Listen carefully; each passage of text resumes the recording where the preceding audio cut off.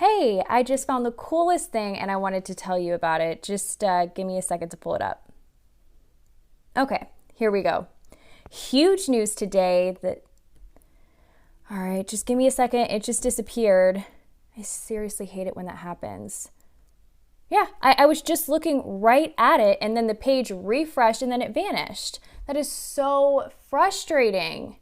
Why don't we have a manual page refresh button? Oh, I know this tweet blew up because on Instagram it was booming. Hold up. Just give me.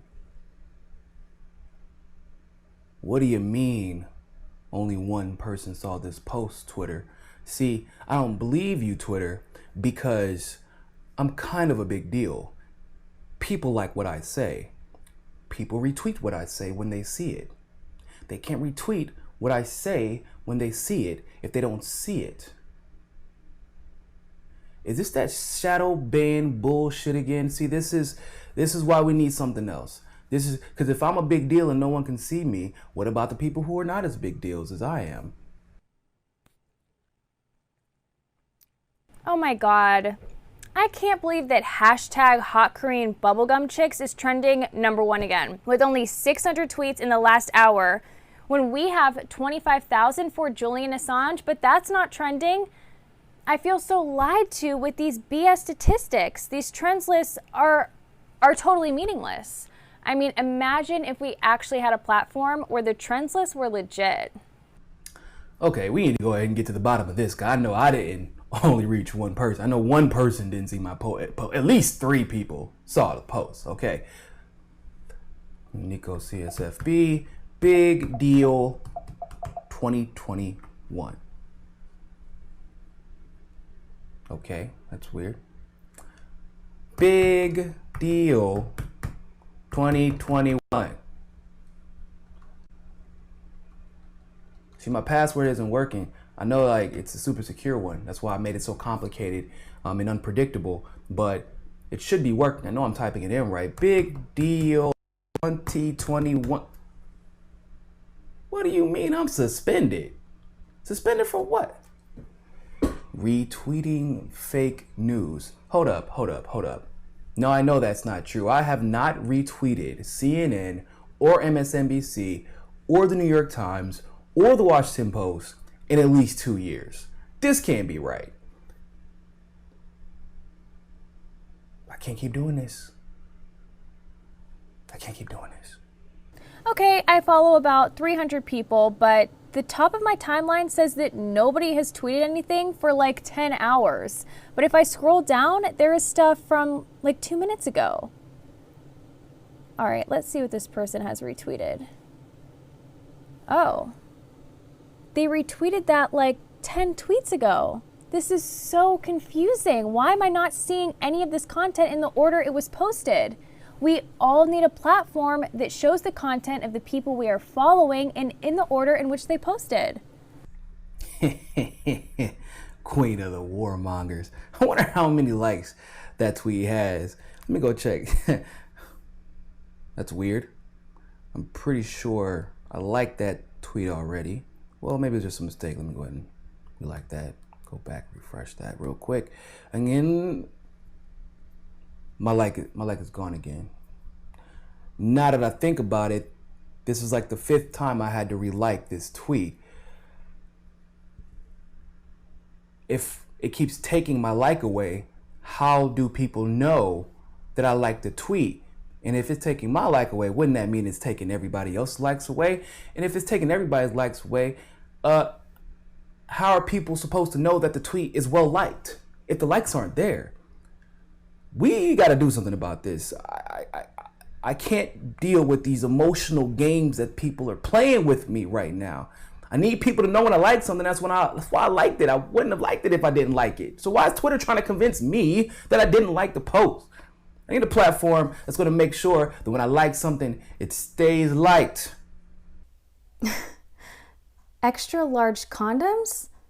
What the fuck? Why is this even on my timeline? I can't stand advertising.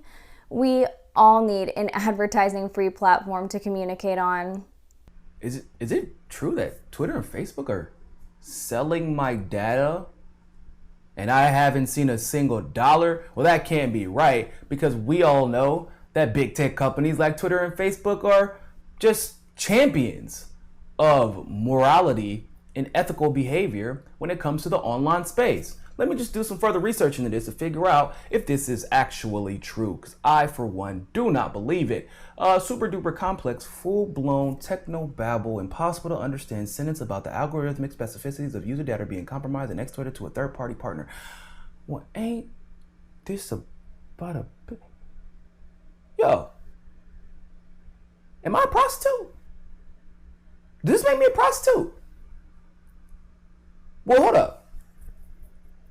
I can't be a prostitute because I'm not getting paid for this data. So I don't know what's below that, but I'm pretty sure that somebody's prostituting my data off, and it isn't me, and I'm tired of having everything that I put onto the internet compromised and sold without me getting a cut. Like I don't got bills to pay my damn self. I could at least get $1 or maybe 50 cents, you know, maybe put it into a crypto wallet for me off to the side somewhere, let it accrue interest. I don't know, but I feel like I should get more than zero. It's my data. This ain't right. We got to figure something out, guys, because this isn't working. We need a platform that's going to make sure that we're not having our data compromised every single time we post on the internet. Oh my gosh. More content about cat food again? How do they know I have a cat? Are they spying on me? These personalization algorithms are really, really creepy. If only there was a platform that didn't do this to us. Ah, nice. Julian Assange got a blue check finally. Well, let me see how many followers he has now. He probably has a lot. They finally gave him a blue check. 1,500. Okay, I'm not crazy, but it might be. But last time I checked, he had 700,000. This can't be right. Hold on. Julian Assange. Wait. This says 700,000 still. They verified a fake account. Well, let me check Chris Hedges.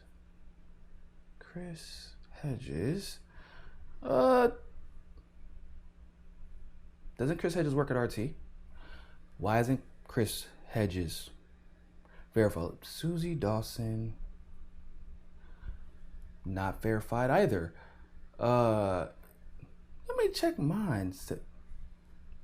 Okay, where did my blue check go?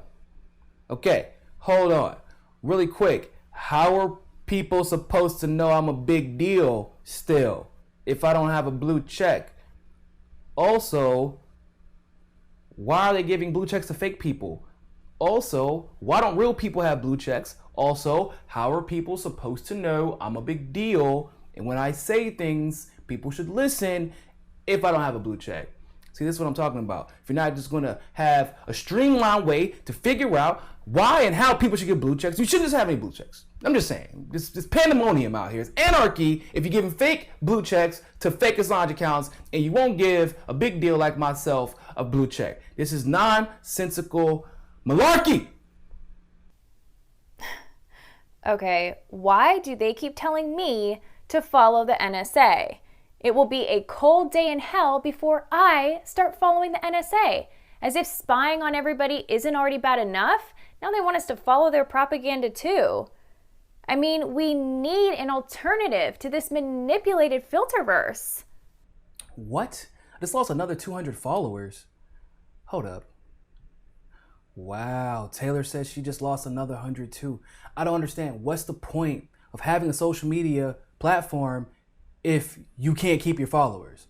This is getting ridiculous, bro. This is getting ridiculous. We need something that puts the power back in our control. We need a social media platform that will actually give us a say in what happens. We need a social media platform that actually respects us, our brands, and allows us to maximize our potential. But what's the solution?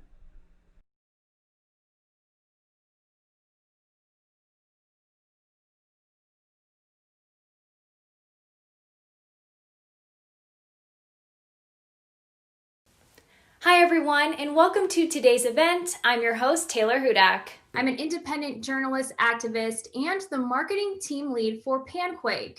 So, what is PanQuake? Well, we are redefining social media, transparently delivering powerful next generation amplification tools to transform your social reach and engagement. Tonight, you are going to hear so much more about this groundbreaking product. And you will also be hearing from PanQuake co-founder Susie Dawson. We also have a fantastic lineup of guests, including Yale Privacy Lab founder Sean O'Brien, investigative journalist Chris Hedges, Bill Binney, comedians Graham Elwood, Jimmy Dore, and Lee Camp, as well as Garland Nixon and Peter Lavelle. And then we also do have a special message from Christine Assange, the mother of Julian Assange. But first up, I do want to hand this over to journalist and activist Susie Dawson. Thank you so much, Taylor, and I'm so pleased to be at this event. This project has been 4 months in the making and has involved some of the coolest people that I know. We've had over 20 staff working on a daily basis to bring to you what you're about to see tonight, which really is next generation technology and social media space. So I wanted to tell you a little bit about my journey and how I came to believing that a product like what you're about to see needed to exist. And I thought we'd just start off with some statistics. I'm sure I don't have to name my platform of choice for social media. You'll be very aware what that is. And you probably know that that platform made some official announcements last September about major changes to the core functionality of their program and the way that they deliver content. And I wanted to start by showing you some of my analytics from that program so that you can see what's been happening to my social media account over the last few months. Here are the analytics from my personal social media account. You'll see in August, I earned 5.13 million impressions, but more importantly, I had 3,300 mentions, people interacting with me on my account and having discussions with me. By September, immediately following the announcement about changes to core functionality, my reach had dropped to 2.7 million from 5.1 million. Yet I had more people having conversations with me than in the previous month. The following month, my reach dropped by another 1 million, meaning I was now down about 65% on my original reach, and yet I still had approximately the same amount of people engaging with my content and having conversations directly with me. It was around the September-October period that I decided that this situation was intolerable to me personally. And so I actually stopped posting on social media. And you'll see my posts went from 600 odd to less than 100. And the reason for that was because I'd started to work on this project full time. I wanted to find a solution for everybody, and I wanted to put an end to this interference and the censorship. And so thinking about big tech, I know it's a huge topic in the news at the moment. I know everybody is talking about it and everybody is screaming for a solution. And I've been putting a lot of thought into what is the nature of our relationship with the platforms that we engage in on a daily basis. And the conclusion I've come to is that we have been in an abusive relationship with big tech. Like all abusers, they lie to us, they gaslight us, they're meddling in our relationships, they use our reputation to hold us hostage, they exert discipline as if we are small children, they apply their punishments arbitrarily and disproportionately, and then they blame us for it, as if it's our fault. And like all abusers, they like to keep that abuse secret. Ending the abuse of us by the big tech platforms, or even enjoying a temporary absence of that abuse, is only the beginning of the solution to any abusive relationship. The healing doesn't really begin, and we don't truly begin to enjoy life and realize our full potential until we are able to engage in a relationship that is the opposite. One that is trusting and loving and genuine and supportive and kind and understanding. A relationship that builds confidence. When I began the process of delivering this product, it was because I was outraged at what big tech was doing to me. It's one thing to take personal risks to be able to share vitally important information. That I could live with. But it's another thing entirely to take personal risks and then not be able to share that information.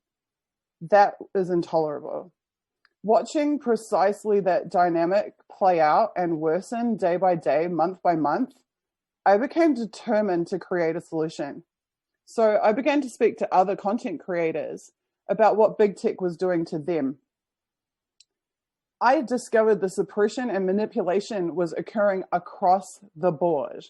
And that made me even more outraged and even more determined to create a new platform for us all. A defining moment for me was when I began to talk to social media users who utilize different tech products than I do. These were people with little to no technical ability or IT experience, from a different generation than me, and differing geographical and demographic profiles, and who have zero chance at creating new solutions for themselves. Yet they told me story after story about the way that the conduct of big tech was negatively impacting them in their IRL lives. This isn't just about the online world. One woman told me about how she had followed a real life friend of hers on a very large platform with 2 billion users that should remain nameless, and had initially engaged with her friend's content only to stop seeing that content appearing on her timeline anymore. Because she didn't see it anymore, she stopped engaging with it. When she then saw her friend in person, her friend was frosty and hostile and standoffish with her, and she had no idea why. And then she realized her real life relationship was being damaged by interference from the tech monopolies. The things that the woman told me was so profound that I started taking notes. I actually recorded it word for word, and I'm going to share with you what she said. She told me, users don't know what we're seeing, why, how, or who is controlling it. Well, as an activist and a journalist investigating intelligence agencies and governments, I know who's controlling it, but regular users don't. And they don't necessarily even care who is controlling it. They just know that something bad is going on and that they feel really confused by it and upset. She said to me, they're not just changing what we consume, they're changing our relationships. She felt a real loss of control, an inability to control and influence her own relationships in her own life because there's this behemoth force that is intervening and impacting those relationships. She told me people's content isn't just disappearing, it's being replaced with something else. And just as she had talked about the impact on her of her friend being frosty and hostile to her because they had been forcefully separated by social media, this is exactly it. Her friend wasn't just disappearing from her feed or from her timeline. Her friend was being replaced with something else. She said, we're being fed content instead of choosing to access it.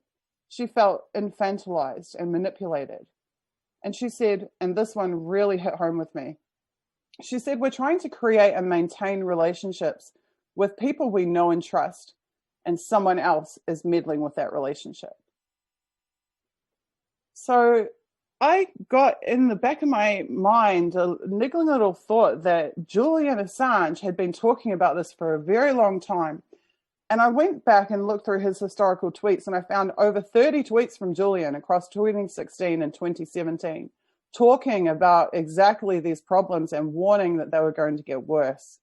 Julian, as ever, was ahead of the times, and he talked about the filterverse of one.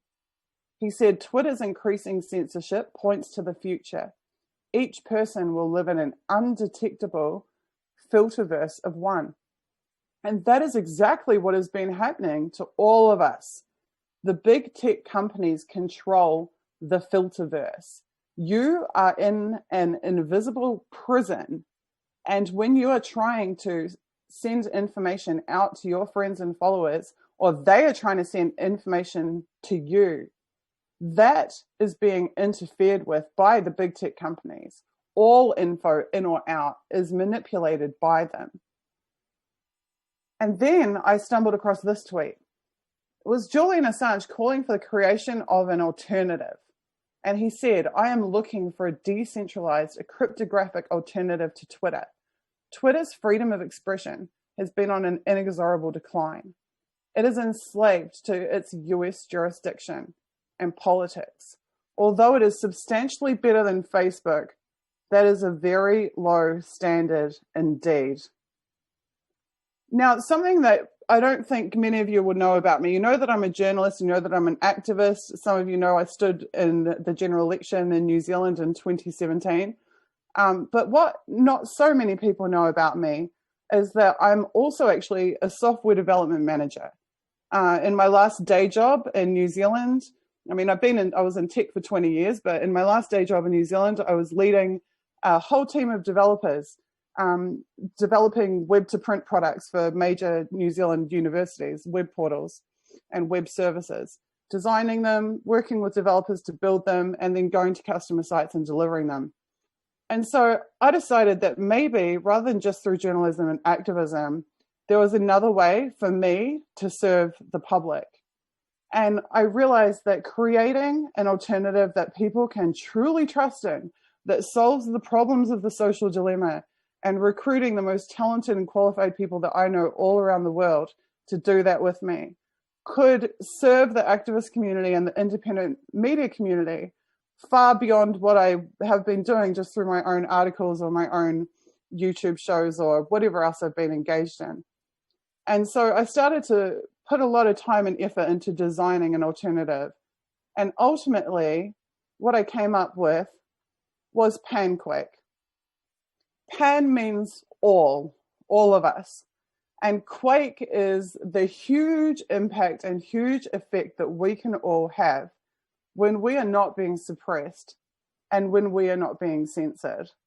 And so that means that we right now have a unique opportunity together to break the filterverse. That filterverse of one that Julian talked about, we can smash that to pieces with PanQuake. PanQuake is going to free your ability to communicate with your friends and followers and their ability to communicate with you without any middleman, without any interference, without any manipulation. And in doing so, yes, you will get exponentially more reach, you will get exponentially more interaction, exponentially more amplification, but more importantly, it will stop your real life, real world relationships being interfered with. And it will put you back in control of your social life, whether that's online or offline.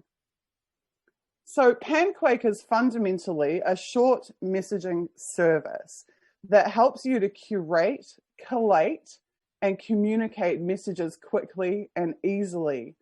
We have built our own custom blockchain to save all of the public data that you choose to publish on our platform and to preserve records of the interactions that you have so that never again do you have to wonder whether the things you have done are being interfered with or manipulated. PanQuake is about more, though, than just solving the problems of conventional tech. PanQuake is chock full of groundbreaking next generation messaging solutions, tools that give you the ability to do things that you could not even dream of yet. And PanQuake, because we don't want to serve corporations or governments, we don't want to serve advertisers, we want to serve you, we want to serve users, we want to serve people we care about, our friends, our family, our communities across the globe. PanQuake is a user-supported network. We are not looking for venture capital. We are not looking for commercial investment. We are not looking for page ranking services to reflect us favorably so that we can attract Wall Street bigwigs.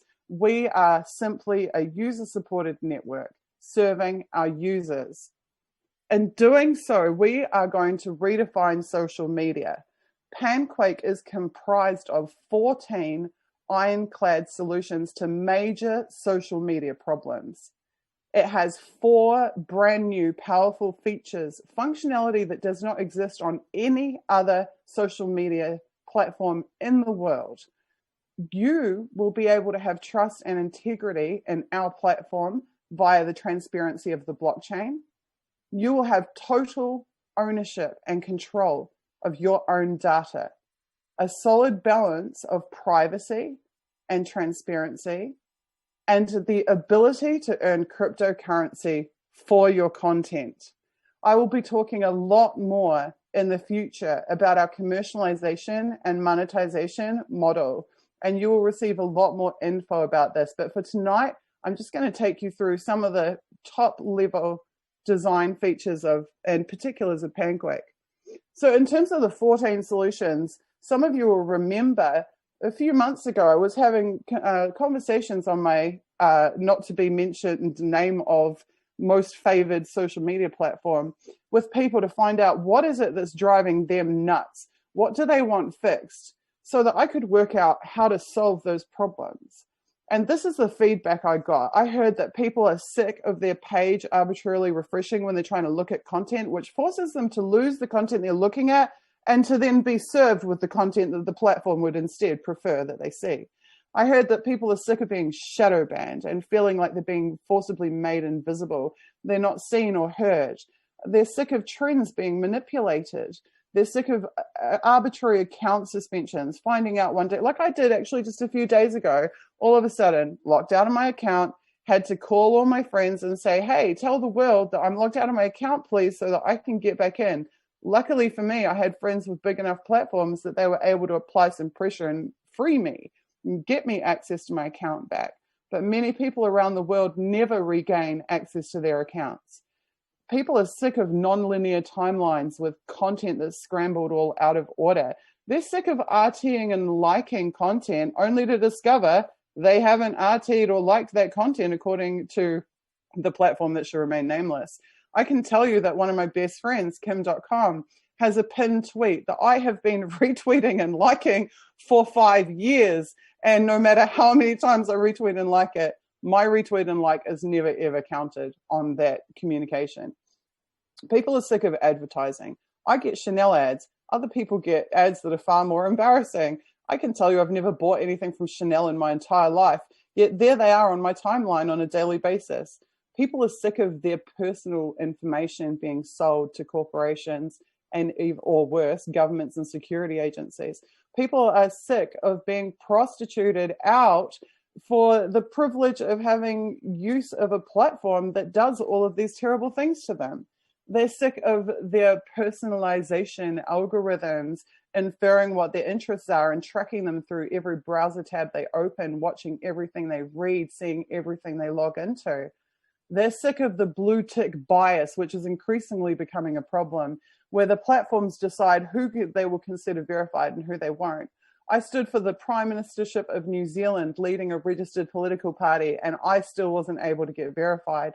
Julian Assange wasn't able to get verified, and yet a fake Julian Assange account had a verification tick. So we need a system that allows us to self-verify rather than verification being some privilege granted to us by a platform that may or may not like what we are doing. People are sick of suggested follows. I get told to follow the NSA, the CIA, and the FBI. Literally, their official accounts put on my social media page and me being told to follow them. Of cross-platform links being discriminated against, of top tweets not actually being the top tweets, but just some tweet that got 20 retweets by a blue tick when there are tweets with thousands of retweets that would never make it onto the top tweet page, and disappearing follows, finding that people they care about have been unfollowed from them and the people who care about them being unfollowed as well. So coming to the brand new functionality, these are the solutions that I designed that really, for me, I was thinking, what could social media platforms give us that they don't? Like, what have they been restricting from us all of this time? And that was when I started to think about curation. I'm constantly sending people like Caitlin Johnston and Jimmy Dore links to my tweets because I'm scared they won't see them otherwise. And sometimes I wonder, are they getting constant push notifications from me? Are they feeling harassed by me?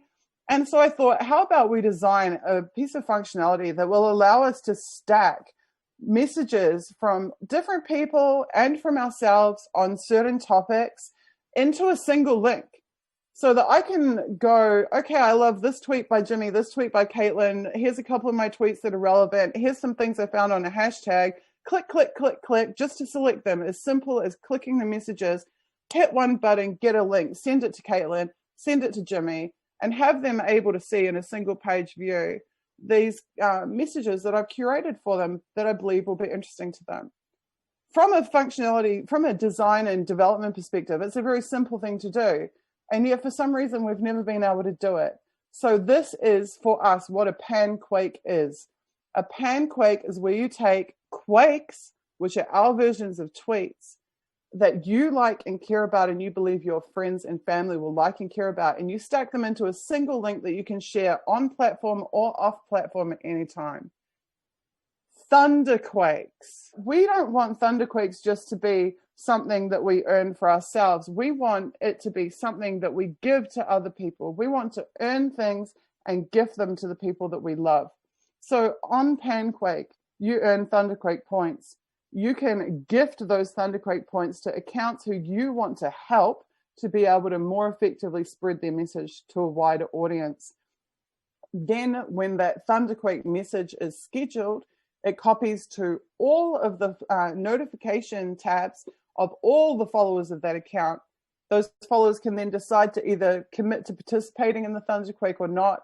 And then when the Thunderquake is ready to go off, then all of the people who have opted in to supporting that message will automatically have the Thunderquake copy to their timeline, regardless of whether they're online or offline. And in the spirit of wanting to circulate more feel-good feelings, so to get better relations, foster better relationships between people in PanQuake, we invented cupquakes.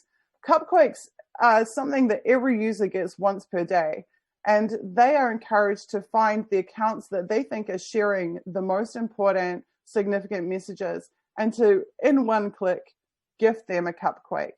Doing so will then post a special message promoting that account onto your user timeline and notify the person who you've chosen to promote that you have expended your daily cupquake on them. So who knows, maybe they'll then expend their daily cupquake on you. And Lovequakes is possibly the most powerful new functionality that we've come up with. I know from other people, other content creators that I work with, that they spend hours per day just manually retweeting, manually sharing content from timelines that they follow and care about. Well, from now on with PanQuake, you can Lovequake an account that you trust, and 100% of that content will share to your timeline automatically without you manually having to click or browse anything. And that will happen again, whether you're online or offline.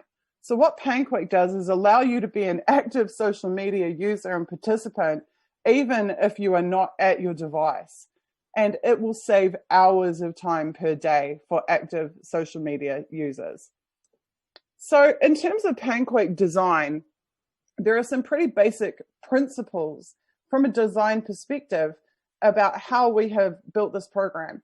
And that is that we want every single aspect of the design to be about making things better for the user, not better for advertisers, not better for us as a company, better for the users and the user experience.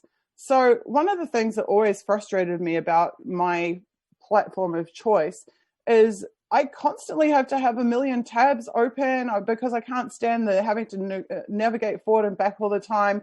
There's constant extra page views and extra clicks in all of the workflows that are really time consuming to navigate. And I found out why that is.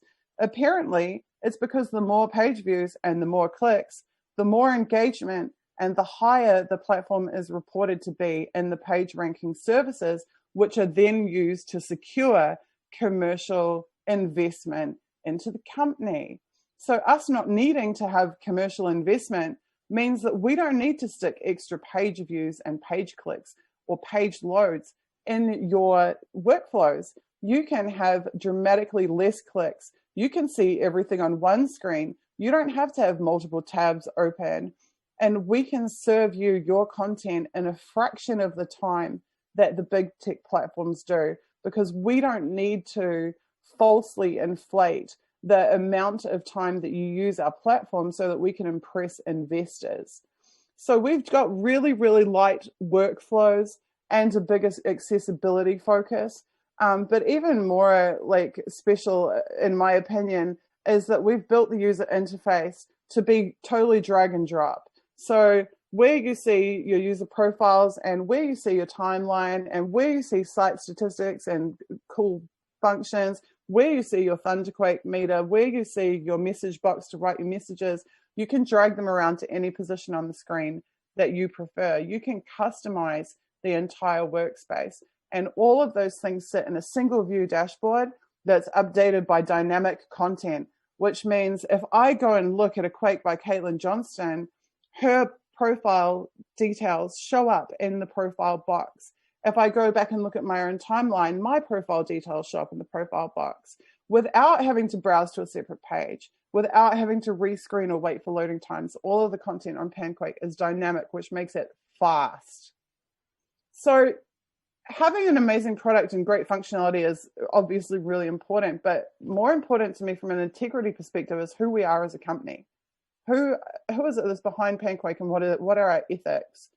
The core problem, as far as I can tell, is that the user has been made the product and the corporations have become the customer of social media companies. Well, we have to change that. We have to make the user the customer and then serve our users. So in our architecture, we designed it, our platform, so that we cannot sell your data to anybody. Why? Because we don't collect your data. We don't have centralized servers. We don't retain any information about our users, not email addresses, not mobile phone numbers, nothing. By constitution, we're committing that we will not sell our company. We are not flipping PanQuakes. And architecturally, we really can't sell anyway because we don't have anything to give a customer or to give a purchaser if they want to buy our company. Why?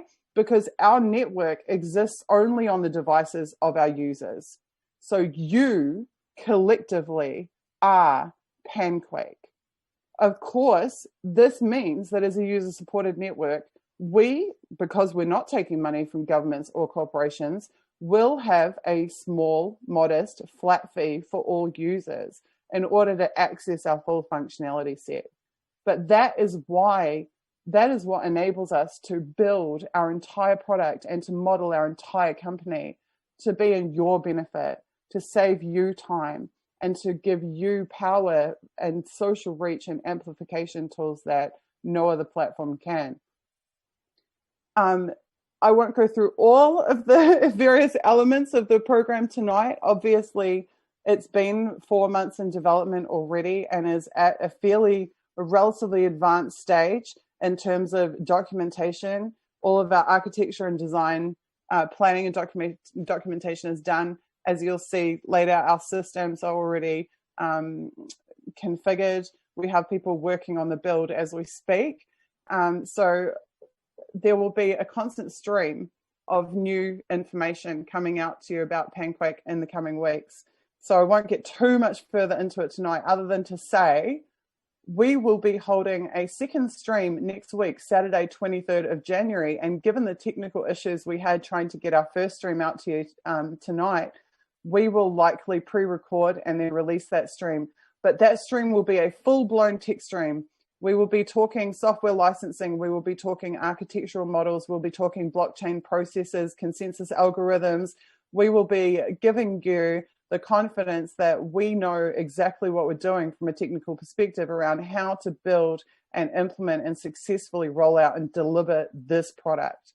Thereafter, I intend to, just as I would in my commercial life, show up at client site, which for us here is me in video form, delivering to you all every single month the updates about the build progress of PanQuake. So that leads me to next steps. What are the next steps? The next steps are when this stream is uploaded, and by the time you are viewing it, you will see a whole suite of public PanQuake social media account information to you about this platform. You can and should right now visit panquake.com. When you get to panquake.com, this is what you will see. There are 3 easy steps for joining the panquake.com community. And I will just share screen and show you right now. PanQuake is asking 3 simple things of you. 1, that you donate now to express your interest in PanQuake. And when you click that link, you will go to our Go Get Funding page. We would love it if you would leave a nice supportive comment for us in the comments section. There is a little bit more information here about precisely where we're at with our build progress and who the public endorsers are that have thrown their full weight behind supporting this product and who will be advocating for us in the public space. I've also got a little bit of information here for you about all of the different people who are currently working to make PanQuake a reality. These are the roles that have been filled, and these people have been absolutely working their butts off to bring this solution to us all. Once you've donated, there will be a link in the thank you screen at the end of the donation process, which will provide you with a 12-word passphrase. That passphrase you should screenshot or copy or write down on a piece of paper. If you're super clever about this stuff, that actually is the most secure way to do it. That 12-word passphrase is going to get you early access to our platform once we have delivered our beta solution. And then step 3, of course, is to tell everybody you know, your friends and family, about PanQuake. Tell them that something different is coming to this space. Tell them that finally users are going to be the customers, that users are going to own their own data, that users are going to have the ability to spread their content far and wide in ways they've never been able to do before. If you help us to spread the word, if you donate to help us complete the build, we truly are going to redefine social media. We're going to change this industry from an industry that is predatory in its practices and that violates your rights on a daily basis under the guise of you being willing to use their platform. You're going to instead have a space that you can trust, that you can prove that no manipulation is occurring, and where you can build a following that you know can't be taken from you by malicious forces. And in doing that, we will free ourselves from the filterverse of one. We will break the isolation. We will be seen. We will be heard. And we will realize Julian's dream of a decentralized and cryptographic alternative to the existing big tech filterverse. Thank you so much. I'm going to hand back to Taylor Hudak for now. And I hope you have a great time seeing all the amazing guests that we have for you tonight. I'll see you soon. Thank you. Susie, thank you for that explanation. I'm sure the viewers right now are excited, intrigued, and wanting to hear more. So I think now would be a great opportunity to bring on a core member of the PanQuake team. He is also the founder of Yale Privacy Lab at Yale University. So Sean O'Brien is joining us now. Sean, welcome to the stream. Great, excited to be here. And I really would like to just talk about some of the issues that Susie just touched on. She did a great job sort of outlining what makes PanQuake different. And I think that's really what we should try to focus on, right? We all have our, of course, justifiable gripes with social media, with the big tech corporations that run our lives, right? And this is a systematic problem that we do need to get away from. But what's really cool is we have the opportunity here, right, to liberate ourselves and take some proactive control, not be so reactive. You know, often so at Yale Privacy Lab and then also at Digital Security Lab at ExpressVPN, we're always looking at issues with privacy. We're looking at security issues. We're looking at malware. We're talking about the polluted ecosystem of software that's out there, right? And I think a lot of folks are now very much aware of how polluted social media is, but also how controlled social media is, right? And being able to sort of take a serious control back into your life and use these amazing new features, right? The Thunderquake, the Cupquake, the Lovequake, right? Those features are not only features that are innovative, they're features which allow you as an activist, as an organizer, as a content creator, to amplify your voice, to be able to build and grow community, right? These tools are things that by design don't belong in the big tech version of social media. The freemium model is surveillance, 99% of the time, especially when we're talking about the big tech world. The team behind PanQuake is not going to ship anything that has manipulative features. There's going to be no recommendations in your feed of people you should follow, right? Your social conversation, your social stream is going to be more opt-in. You're going to have the capability to, of course, find people who are interested in the things you're interested in, but you're not going to be a rat in a maze.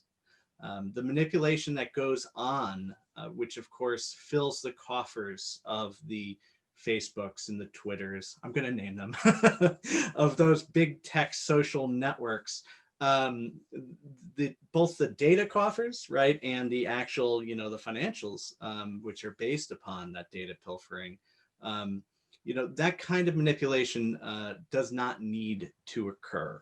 And once you remove all that, once you step outside of the walled garden, then suddenly you can think about these new features. You can think about other ways that people might be able to come together and have a conversation, which don't require you going through a dedicated path that can be easily studied by some data broker. So that's the first thing I really wanted to touch on. Most of the work that I do is around privacy and so on, and I was brought on to be an advisor on that aspect. And there will be a very strong dedication to privacy in this project, and that's something I'll definitely be making sure we follow forward with.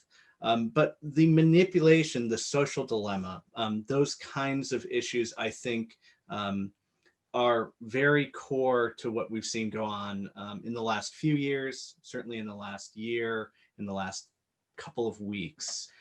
It's the reason that people are jumping ship right now from WhatsApp in droves, and they're going to Signal, and some of them are going to, a lot of them are going to Telegram as well. People are hungry for new replacements for the tired old tech that's based on these data surveillance models. So PanQuake fits very well into that milieu, to use a fancy word. It fits very well into the world that we're moving into. And that's sort of a building attitude rather than just, having to feel like you're repairing all the time. It is something that I think is really important about the project. Historically, right, the type of censorship, the type of manipulation that we're talking about here is as old as the written word or older, right? I always say, book burning is about as old as the printing press, right?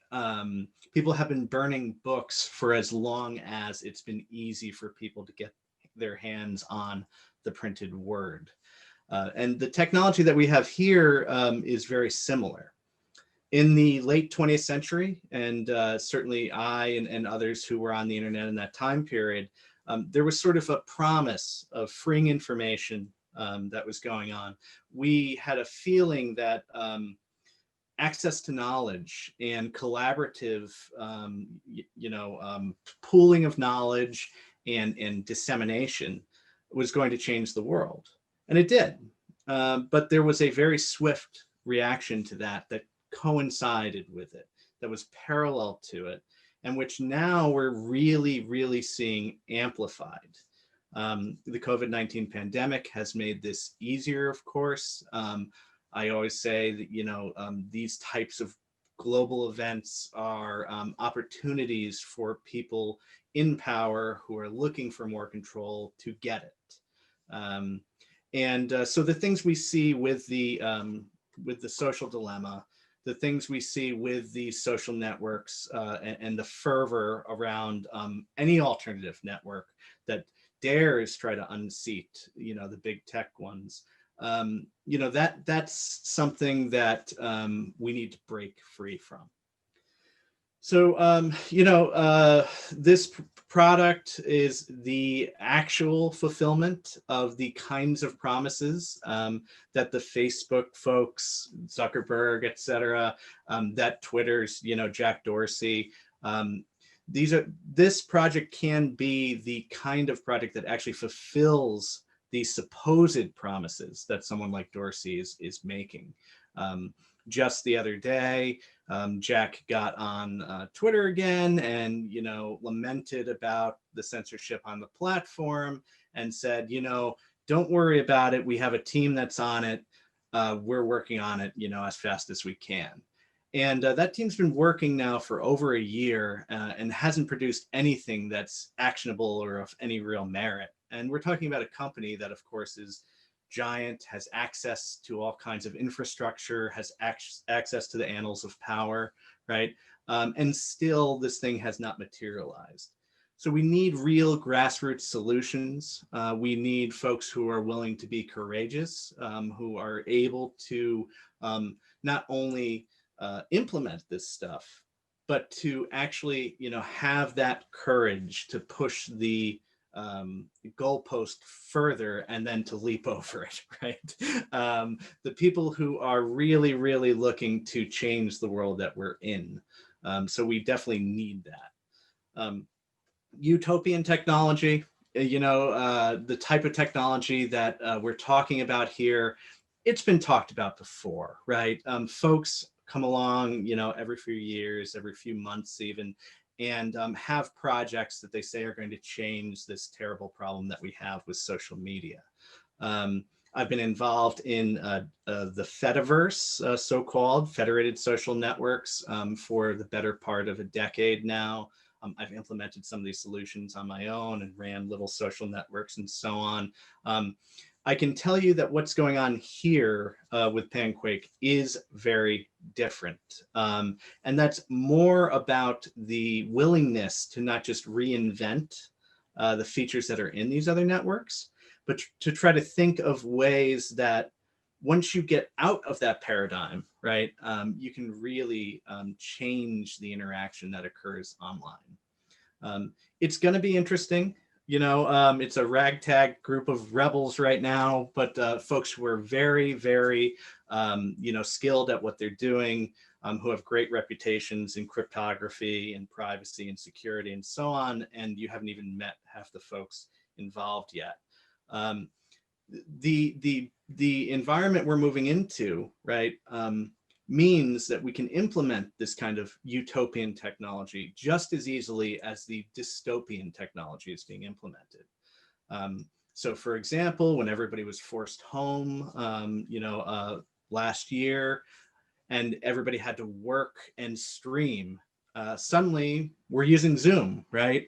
Suddenly people are on, Teams and all these other things, right? The leap was taken into technology that is not going to liberate you, into an environment that is trying to capture you in a way. That dystopian tech was suddenly easy to implement, right? People were willing to take a leap into something else. Well, if we can do that, we can take a leap into this too. And I think that's also the attitude that we know we're going to have from the audience who will be signing up for PanQuake. These technologies have been around, but we're pushing them forward. And things are going to be so much better once you start seeing the tech as it's coming through. I just want to also say there's a very ethical and strong dedication to free and open source software in the project. Already, I've seen some questions, when sort of the teaser announcement was coming through for Talk Liberation about whether the code's going to be on GitHub, whether folks are going to be able to volunteer and extend and so on and so forth. There's going to be a lot of interoperability. There's going to be a very strong community effort, and the code is going to be free and open source. So yeah, this is an incredible opportunity, and everybody should get on board. Basically, if you're in an environment like, let's say, traditional, what we now call social media, right? You're in a glorified website where you are putting up a profile, you're finding people to socialize with or add to your list of friends or followers.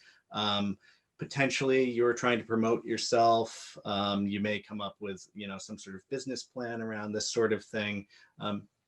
Your options are limited by the type of manipulation that the founders and owners of those networks really, by the type of manipulation that they intend to do. Tools that allow you to, for example, spread, the word with activism and so on, can be very, very hard to study. And if you're interested in surveillance, right, you want specific data points. You want to be able to follow someone as they're going through a certain path. You want to be able to try to get insights into whether, okay, maybe this person would maybe in some world buy Chanel or buy, a Ford or buy, whatever the product is, a My Pillow. And when you're doing that kind of analysis on users, you have to limit the options that people have.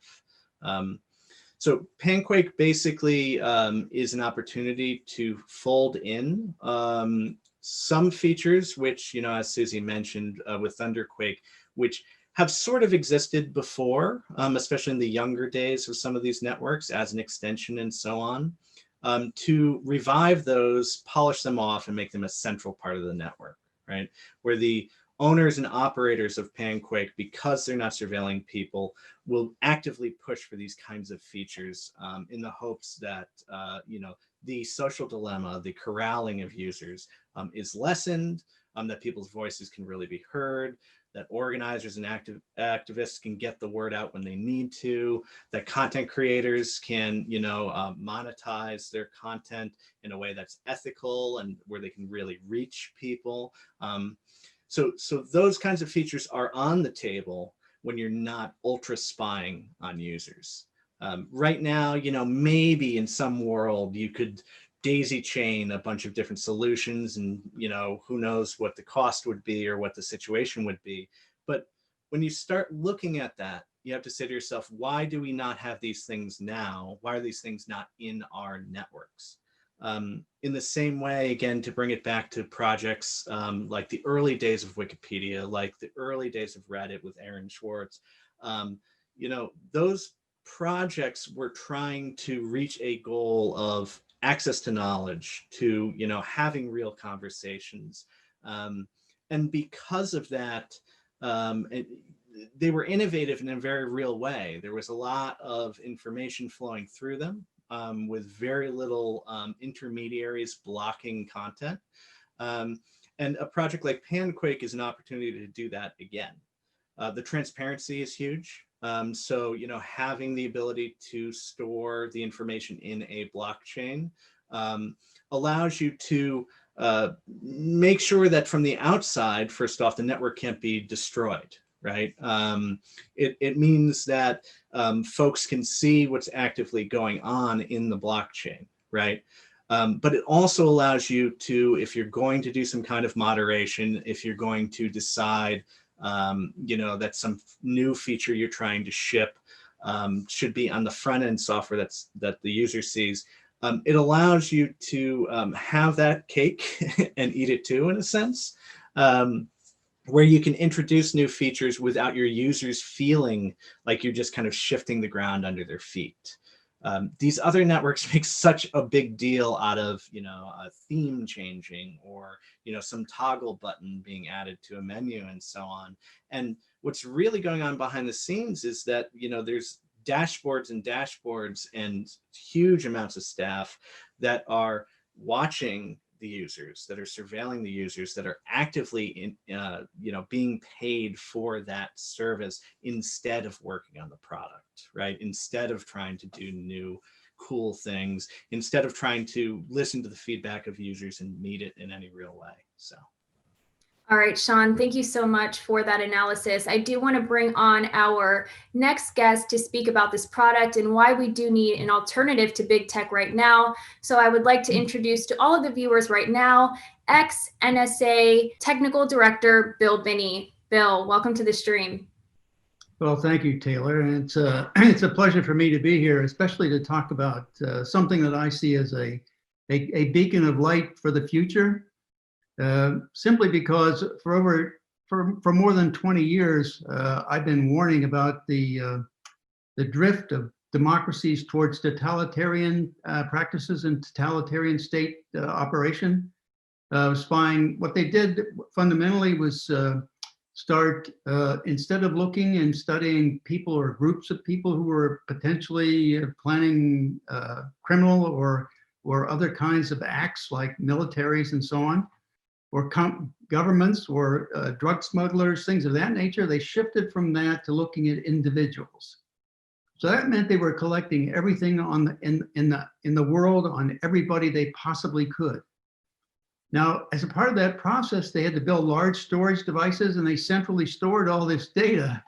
And their entire objective was, of course, population control. They may not have openly said that to you, or may not have made that very clear to you, but that's been the tradition down through history of population control. Means you have to have knowledge about your population, everyone in it, what they're doing and what they're planning as best you can, so you can manipulate it and control it. And that's exactly what's been going on for more than 20 years. And this I started internally in the US government warning about in 2001. And then after they attacked me because they didn't want anybody knowing about this, even internally in the government, they didn't want the government representatives or senators, or they didn't want it well known that they were doing this. And so they attacked me with the Department of Justice and the FBI, and they fabricated evidence and data against me because they have the data. What that means is they could actually manipulate it in terms of changing it, modifying it to make it look like certain things are occurring. And they'll put that in sworn affidavits, as they did with the Steele dossier and so on. They'll just lie openly to the court. And the problem is this has gotten so bad. In the 90s and the early 2000s, they started pulling in industry and tech industries and so on. And eventually they got them co-opted in, and now they're just really one big community of data acquisition and data storage and data study on every individual in the United States and around the world. So that, I mean, it's like they are trying to be, if you are familiar with the movie Minority Report, where they had psychics that were determining in advance what people were going to do. Well, this is really what their objective was. In order to do that, they had to store this data. This is one of the big things that PanQuake does not do. It doesn't store the data. So they don't have the data to abuse the data. In other words, abuse you as a part of that process. So, and these big tech companies sell all the data they collect to the government for a profit. And so they're making money off of you just for the work you do. You put the data in the base, you respond to things, you say you like this, you like that, or whatever, and all that information is collected together, and it characterizes you as a person as to what you think, how you feel, the things you like, and the things you like to do. And that's part of their process of characterizing you, and so on. And the other point is, what that has done, and you've seen it in this past few years with the Trump administration, about how they are trying to manipulate and control the voting. And they do that simply by manipulating what is available for people to see. When you make a query, if they stack the query in such a way that the information that they don't want you to see is at the bottom, and the data they want you to see, which conveys the concept that they want everybody to believe, why, then that shows up at the top. And they unfortunately returns so many returns. You get so many options to look at, you never make it through to the point where you can see the things you might have really wanted to see. And so what they're doing is stacking the deck on controlling the narrative, so they control what you see and therefore what you begin to think about and the things that you feel exist in the society and how you should deal with them. And so that's fundamentally the problem with the big techs. I mean, you can see it even now with the shadow blocking. They'll shadow block people who they don't want to have data seen or see their data, or they will just simply bar them and throw them out of their product, and so they can't communicate using it. Like, for example, President Trump, he had over 80 million followers on Twitter, and they threw him off Twitter. Well, I mean, that shows you the arrogance of these people. They obviously are convinced that they will be exempt from antitrust laws and prosecution under antitrust laws with the new administration coming in. So that's the reason they felt they could do these kinds of things and get away with it, because they expect to be protected. And that's that incestuous relationship between government and these tech companies that is playing out. That's how it's turning out. They're planning on controlling the narrative and making sure that people who have a state who cannot exercise their First Amendment right by that way, because they simply bar them from being able to communicate. And when you do that, I mean, that's why the antitrust laws, where it first came into being, was to stop monopolies from destroying any potential competition. That's what they did to Parler. When when people started to migrate to Parler, they shut Parler down. They had to, because otherwise they would lose control. And that's what they really wanted. And this is really one of the first opportunities I've seen of a product coming along that will allow the power to be in the hands of the people, actually the users, and not in the people running the system. And they also won't be storing the data, so they can't retroactively analyze what you've done or what the things you have done over any period of time to try to help predict the kinds of things that you're doing. So, and they have no, everything they're talking about is going to be visible to you, so you know the rules under which you operate. It won't be that we'll block you because what you're saying might lead to some type of violence, or because of what you may not have actually said that, but they'll interpret it that way. So they have these secret interpretations, that they will make based on the regulations that they have to operate, which you don't really know anyway. So it's basically saying that if we don't like you, we're going to shut you down. You're not going to be able to talk to anybody using our platform. So that's the kind of thing that I see here, that this kind of product gets around. It says, we aren't going to do that. Everything's going to be visible out in the open, so you can see what you're doing and how we manage and operate. And if you have any problems, you can address it. So, but again, it's the point that they are not taking control and not making arbitrary decisions. They're doing things in an open, exposed way, so that things are visible to people and they know the ground rules of operating. And that to me was a big thing, especially when it came to the big techs who are like Twitter and so on, who have fundamental monopolies around the world on these kinds of communications means. And so I just see this as one of the best ways that we, the people, can start to turn the ship of state around from being a totalitarian state, which I called the United Banana Republic States, because now we are Banana Republic. And unless we can turn this around and have a way to keep getting an informed public, an informed electorate, where people know what's going on and they have the opportunity to see all points of view and all aspects of issues, and then make up their own minds, then we have a truly a republic, as Ben Franklin said.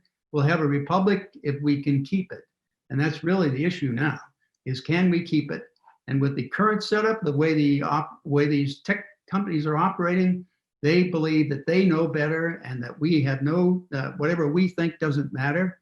And so they'll filter us out, they'll chop us off, they'll stop us from communicating so we can't share our thoughts or our ideas or opinions or anything.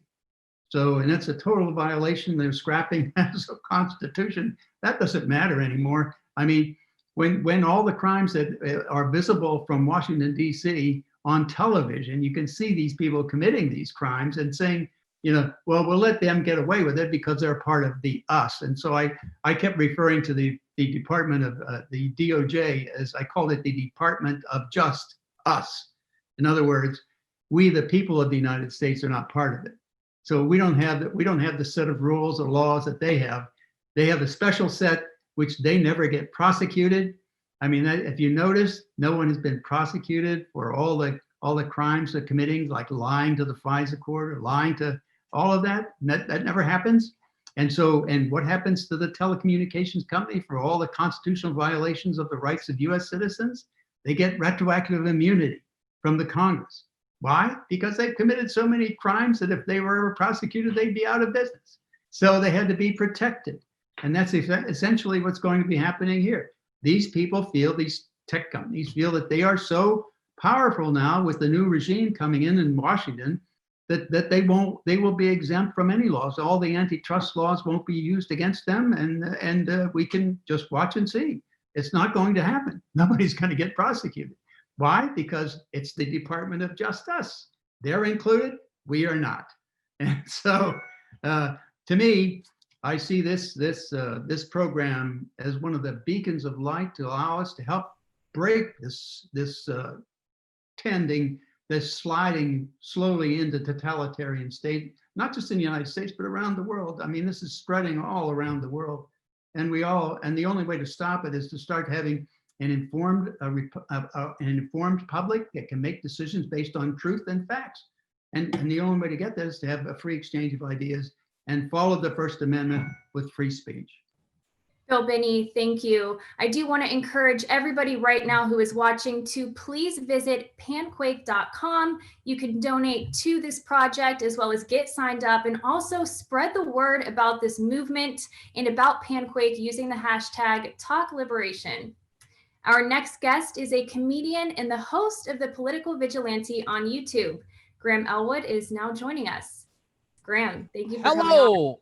I'm having a video issue. For some reason, it's not working. I don't know. All right, we'll do this weird angle like this. Oh, I love Zoom. I love tech issues. I don't know if this is a weird time to bring this up, but I'm actually in favor of censorship. So I don't know if I'm on the right panel here. I'm not. I don't know. I think it's totally cool that unelected tech billionaires that work hand in glove with the CIA, can tell us what we can and cannot say and do on social media. I don't know what the big deal is. And the ads, I mean, like, I'm wearing Chanel perfume right now. I never knew that I needed to express myself, sexually with Chanel. So, I mean, I don't know what that's and also too, I think a lot of great stuff has happened. I mean, like, I was going to vote for Hillary Clinton in 2016, and then a red, white, and blue Donald Trump dildo showed up on my Facebook feed, and that made me vote for Jill Stein. And so I'm kind of glad that happened. So I don't know. Maybe I'm on I shouldn't have been on this panel. No, I really appreciate Susie calling and telling me about this a while ago. And I just think that it was this is a great idea, and the time has come. Like me and somebody just like Lee Camp and Jimmy Dore who are coming up after this, and tip your wait staff. We've all been talking about this. I think this has been on the tip of everyone's tongue for a while. And, just the way these tech companies censor, just me, and I'm sure Lee and Jimmy can attest to this, and anyone can attest to this. I've been stuck at 74,200 YouTube subscribers for a while. In fact, they were unsubscribing people to where I was losing viewers. And I mean, I've had my live streams cut out anytime I talk about, something they don't want me to talk about. And I've switched over to a platform, for streaming that uses blockchain open source. And I the more I learn about that, I think this is the absolute way to go. And, you know, there's no reasonable discourse now. And after watching, you know, what happened at the Capitol building, you know, where the neo-Nazis had a furry convention in the nation's capital, I was like, oh man, well, that was an awful event. They're going to really use that as an excuse for Patriot Act 2.0 and just censor anybody they don't like. Anyone that's going to be critical of Biden, they're going to go after. And so this is just, I think the time has come. And you know, I've had viewers of mine say, well, Graham, you guys gotta, and I'm like, well, I'm not a tech person.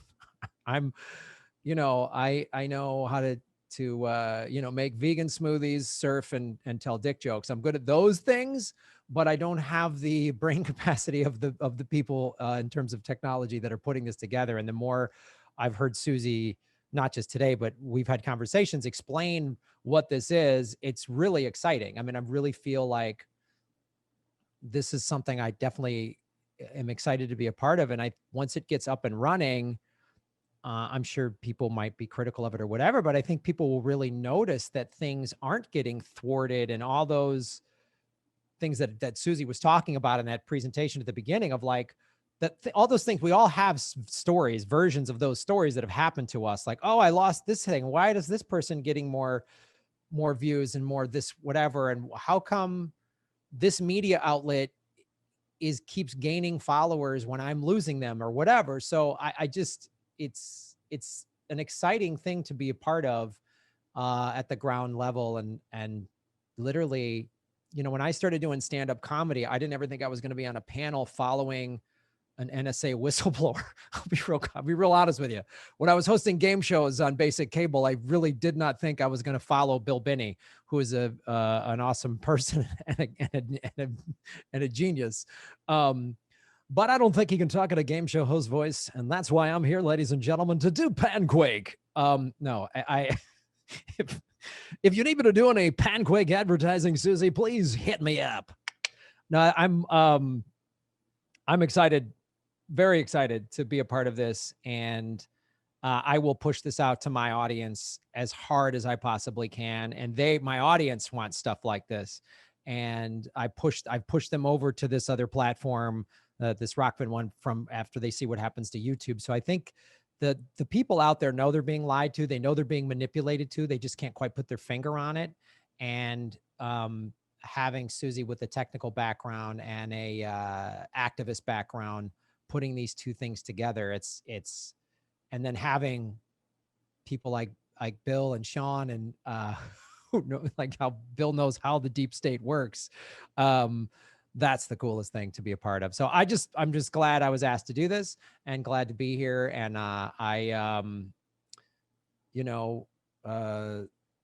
Black Lives Matter, fuck the police. I yield my time. No, that's it. I'm done. Thank you so much. All right, thank you. Again, do make sure that you guys visit panquake.com to get signed up, to donate, and to also spread the word about this movement. Next up, we are joined by a comedian, Jimmy Dore. Jimmy, welcome to the stream. Hi, well, I hope everybody can hear me. Everything good? Everything's working correctly? Yes. All right, fantastic. So, we're living in an era of tech monopolies, and we don't have anybody enforcing antitrust laws. And so we all know that the way people communicate now in society is through social media apps.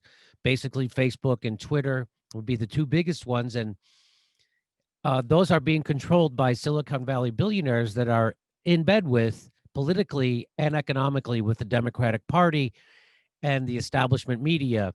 And people make the point that these social media companies never wanted to have to do this. They never wanted to have to be the ones that were going to be censoring people. Where did this come from? This came from the establishment and the Democratic Party's lack of ability to cope with the fact that Donald Trump got elected. So Donald Trump got elected, and everybody was like, well, it couldn't possibly be neoliberalism and austerity. It couldn't possibly be the way we've ordered our society and the way we're going to do our economies. It couldn't be endless war, neoliberalism, and austerity. That couldn't be why people were so desperate that they voted for Donald Trump. No, it had to be Russia. And so the corporate news journalists, the lefty quote unquote lefty, corporate news journalists, started demanding that social media companies start censoring. And the Democratic Party started demanding that too. And members of the establishment started demanding censorship. And why is that? Why would they want to demand censorship after Donald Trump's phenomena? Well, because they lost control of the narrative, and they can't sell neoliberalism anymore. So that's what happens when you try to sell neoliberalism for 50 years. You get Donald Trump eventually. And so now they can't sell neoliberalism anymore. It can't be done. And so now what they're going to try and do is control the narrative, and that's happening through censorship. And they're going to do it. They have a pro-censor guy in the White House. They have a pro-censor politician. The leftiest of lefty politicians in the Democratic Party are super pro-censorship. So the squad are advocating for fascism right now. So they want you to be afraid of fascism, and their antidote to it is fascism. That's what censorship is. That's what you give the control of the narrative to the establishment. And has censorship ever helped anybody except the establishment, surveillance state, intelligence community, and the corporation? No, that's the only people that it's ever helped. So that's why this is super important that we do this. And if this could really work, it could be a game changer. So I'm not smart enough to know how any of this stuff works, blockchain, or my rock, whatever. I don't know about that stuff. You guys do. And if Bill Binney's involved, you know that it's going to be secure. The guy is the smartest guy, code breaker guy in the world. So, and he outsmarted the FBI. So we need a guy like that around, somebody who can outsmart the FBI on the regular and is the world's greatest code breaker. So he's a part of this. That's why this is important. Well, that's why this will probably succeed. It's important because it's necessary for all the reasons I just laid out. They used the war on terror to get rid of our privacy. They used talking about in the United States, they used the war on terror to ramp up their surveillance state. And we now live in a unconstitutional surveillance state, an Orwellian hellscape. That's what we live in right now. They're throttling. Anybody who tells the truth about the war gets immediately called a conspiracy theorist and sanctioned, right? And they can immediately try to throttle their whatever it is. So I just got 4,000 people unsubscribed from my Twitter over the Capitol riot. I don't know what the hell I had to do with that, but that's what happened. They've been throttling the hell out of our YouTube. So the million subscriber mark is a big deal for a lot of people psychologically. And so they're trying to keep independent media from getting there unless you're on the corporate algorithm. So there's lots of people on the corporate algorithm who pretend to be independent media. They're not. People like the Young Turks or people who are on Comcast platforms who are also on YouTube. Those are not independent media. Those are corporate funded, and they're on a corporate algorithm, which is why they're allowed to get 5 million subscribers, but nobody watches their show, right? So I don't even have 1 million subscribers on YouTube, but I get 20, 30,000 live streamers at a time, and those people with 5 million subscribers don't even crack 10,000. So that's how the corporation is uses the algorithm to push corporate news and suppress independent news and ideas. And it's more important now than ever because, for instance, on YouTube, you're not allowed to talk about coronavirus in an unapproved way. It has to be pre-approved, and you can only use pre-approved sources, which is kind of like the death of actual debate. So if I'm only allowed to use sources that you pre-approve have the right information, what about when they're wrong? Isn't that the whole point of debate and free speech? And so we just went through where Dr. Fauci lied and admittedly lied about the efficacy of using masks. He lied about that for a few months. Then he lied for like 5 months, 6 months straight about herd immunity and how many people would need to be vaccinated. He admitted I'm not accusing him. He self-admitted that he lied about these things. No one cares. No one cares. They only care if Donald Trump lies because they only want to squash Donald Trump. They like lying. They like Joe Biden. He's a pathological liar. So they just want, again, this is all about controlling the narrative. And so that's why this is more important than ever that we get something like this done. Again, they're using the last few days of Trump fear to try to cement new censorship. And if you're not for censorship, you're for fascists. I've heard even lefty news show hosts say that if when you stand up for free speech, you're defending fascists. Those people people should be exposed. People who think like that. That's not a left wing. That's not lefty. That's authoritarian. That's not progressive. That's not lefty. That's not in the spirit of free speech. That's nothing. That's authoritarian claptrap. And anybody caught telling someone who's standing up for a principle, which is what we all are standing up for, the principle of free speech. And when someone smears you and says you're standing up for fascists, that person needs to be outed.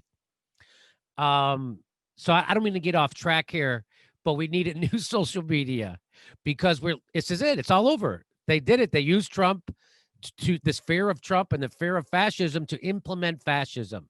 So that's why this is super. We super need this. There's going to be more neoliberalism. There's going to be austerity. There's going to be more censorship. There's going to be more authoritarianism. And the United States is going to slide into being Brazil, which we probably already are. There's people sleeping under every. There's an unbelievable rift between rich and poor. Anybody who has a job is living paycheck to paycheck. And that's why they need to censor. And that's why this is more important than ever. We need to have open, free discussion, not for especially in this time, and for thought leaders, because that's what they go after. They throttle thought leaders. They shadow ban them. Anybody who's got an idea, they're going to squash. They're going to censor in one way or another. So that's why this is super important. I just thank everybody who's involved in this, who's getting it done. I'll try to help publicize it, anything I can do. And it's just fantastic to see Bill Binney's face and him a part of this. So let's fight the man. Free speech. All right, Jimmy Dore, thank you. We really do have an excellent team of people who are working on this product. Make sure that you guys do stick with us because at the end, we will be joined by many of the team members on this project. So make sure that you do stick with us. But for right now, we are joined by our next guest, Lee Camp. Lee is a comedian and the host of Redacted Tonight on RT America. Lee, thanks for joining us. Hello. Thanks for having me. For those who I haven't met yet, thanks for viewing this. I'm Lee Camp, full-time raconteur, part-time provocateur, and wannabe saboteur. First of all, thank you, Susie and everyone, for working so hard on this project. It's honestly, it's been a lifelong dream of mine to be involved in anything called Project X, and now it's finally happened. I'll be honest, in most of my fantasies, Project X involved building some sort of superhero out of robot parts and Andre the Giant's reanimated corpse. But a new social media platform will have to do for now. But if you find a way to use the part of Andre the Giant, I won't complain. But much has been made in the past few weeks, past few years, past few months of how powerful social media platforms have gotten and how they are capable of creating movements and crushing them. And therefore, the people running and owning these platforms are incredibly powerful. We all know that. If you say anything that doesn't fit inside the allowable corporate endorsed talking points, as Jimmy was just talking about, then you are going to be suppressed and silenced. Because I am anti-war, because I am pro-peace, because I am anti-corporate and anti-exploitation, because I stand for equality and justice and environmental protection, that makes me a target for suppression. I have watched my pages. I've watched as my pages and channels have gone from vibrant, popular spaces to a comparable ghost town, receiving 1/10 of the viewers and readers I used to have. My YouTube page is almost never recommended to new viewers. Because why would corporate America recommend something that criticizes corporate America? My Facebook went from gaining 5,000 followers a week to never gaining any. Literally, my Facebook was at 335,000 followers in 2016. And since that time, it has only gone down because some sort of shadow ban was instituted against me at that time. Readers tell me that when they follow my page and then they'll check back a few weeks later, and they've been unfollowed without their knowledge. Now, since all of the main platforms, Twitter, YouTube, Facebook, Google, etc., are essentially owned by corporate America, that means at the end of the day, they are meant to benefit and serve corporate America. And it doesn't take much thought to realize that corporate America stands for profit over people, exploitation over exploration, dollars over development of the possibilities of humanity, wars for wealth over the welfare of average people. Those are their goals at the end of the day. They always will be. And therefore, the social media platforms owned by corporate America will always further those aims. And that's why I want to speak about one of the aspects of PanQuake that I think sounds great and probably is not the most highlighted feature. All the censorship and everything has been heavily discussed, as it should be. I think that's probably the most important thing. But I want to talk about one of the other features. No advertising. No advertising. Are you fucking kidding me? That's incredible. People don't seem to realize and really understand how dangerous, how insidious and pernicious advertising is. The estimates are that the average person takes in between 1,000 and 3,000 ads and brand names per day. Per day. Per day, just like it's hosing you down, just corporate mouthpieces spraying you in the face. And each one of those 1,000 to 3,000, each one of those is designed to influence you and manipulate you. We all think that we're like just smart enough to avoid being manipulated by ads and commercials. But, and here's the thing, we're not. We're not smart enough. We're fucking animals at heart, okay? No matter how bright you think you are, no matter how opinionated and self-confident you are, those things still impact you. If they didn't, then companies wouldn't spend billions of dollars on them. It's that simple. That proves they work. And if they didn't spend those, if those commercials and ads and brand names and everything else didn't work, then, you know, why do I have 5 Snuggies and a crate full of penis pills? Because they work. The ads, not the pills. And almost all commercials and ads are selling one thing, really, when you shrink it all down, you boil it all down, they're selling one thing, need. They sell you need and want. They use every emotional tactic in the book, jealousy, insecurity, fear, desire, loss. They use it all. But at the end of the day, they're all creating a void in your psyche that they hope you'll try to fill with their product. And in that way, they are endlessly and tirelessly pushing consumerism, pushing materialism, pushing a way of life that is completely unsustainable and impossible in the long term. They are selling us our own death spiral. And any platform or application or outlet that is funded by advertising will eventually bend towards the wants and needs of large corporations.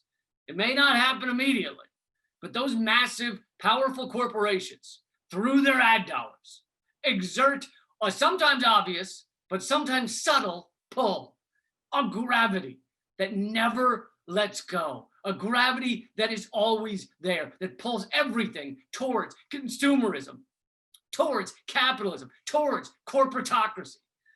If we so choose, we can each run against the gravity for a time. You can fight it for a time, but it's exhausting.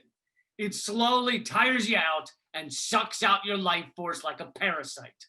Eventually, even those running against the tide will give in or give up, and corporate needs will win out. The advertisers get their way, unfettered capitalism triumphs.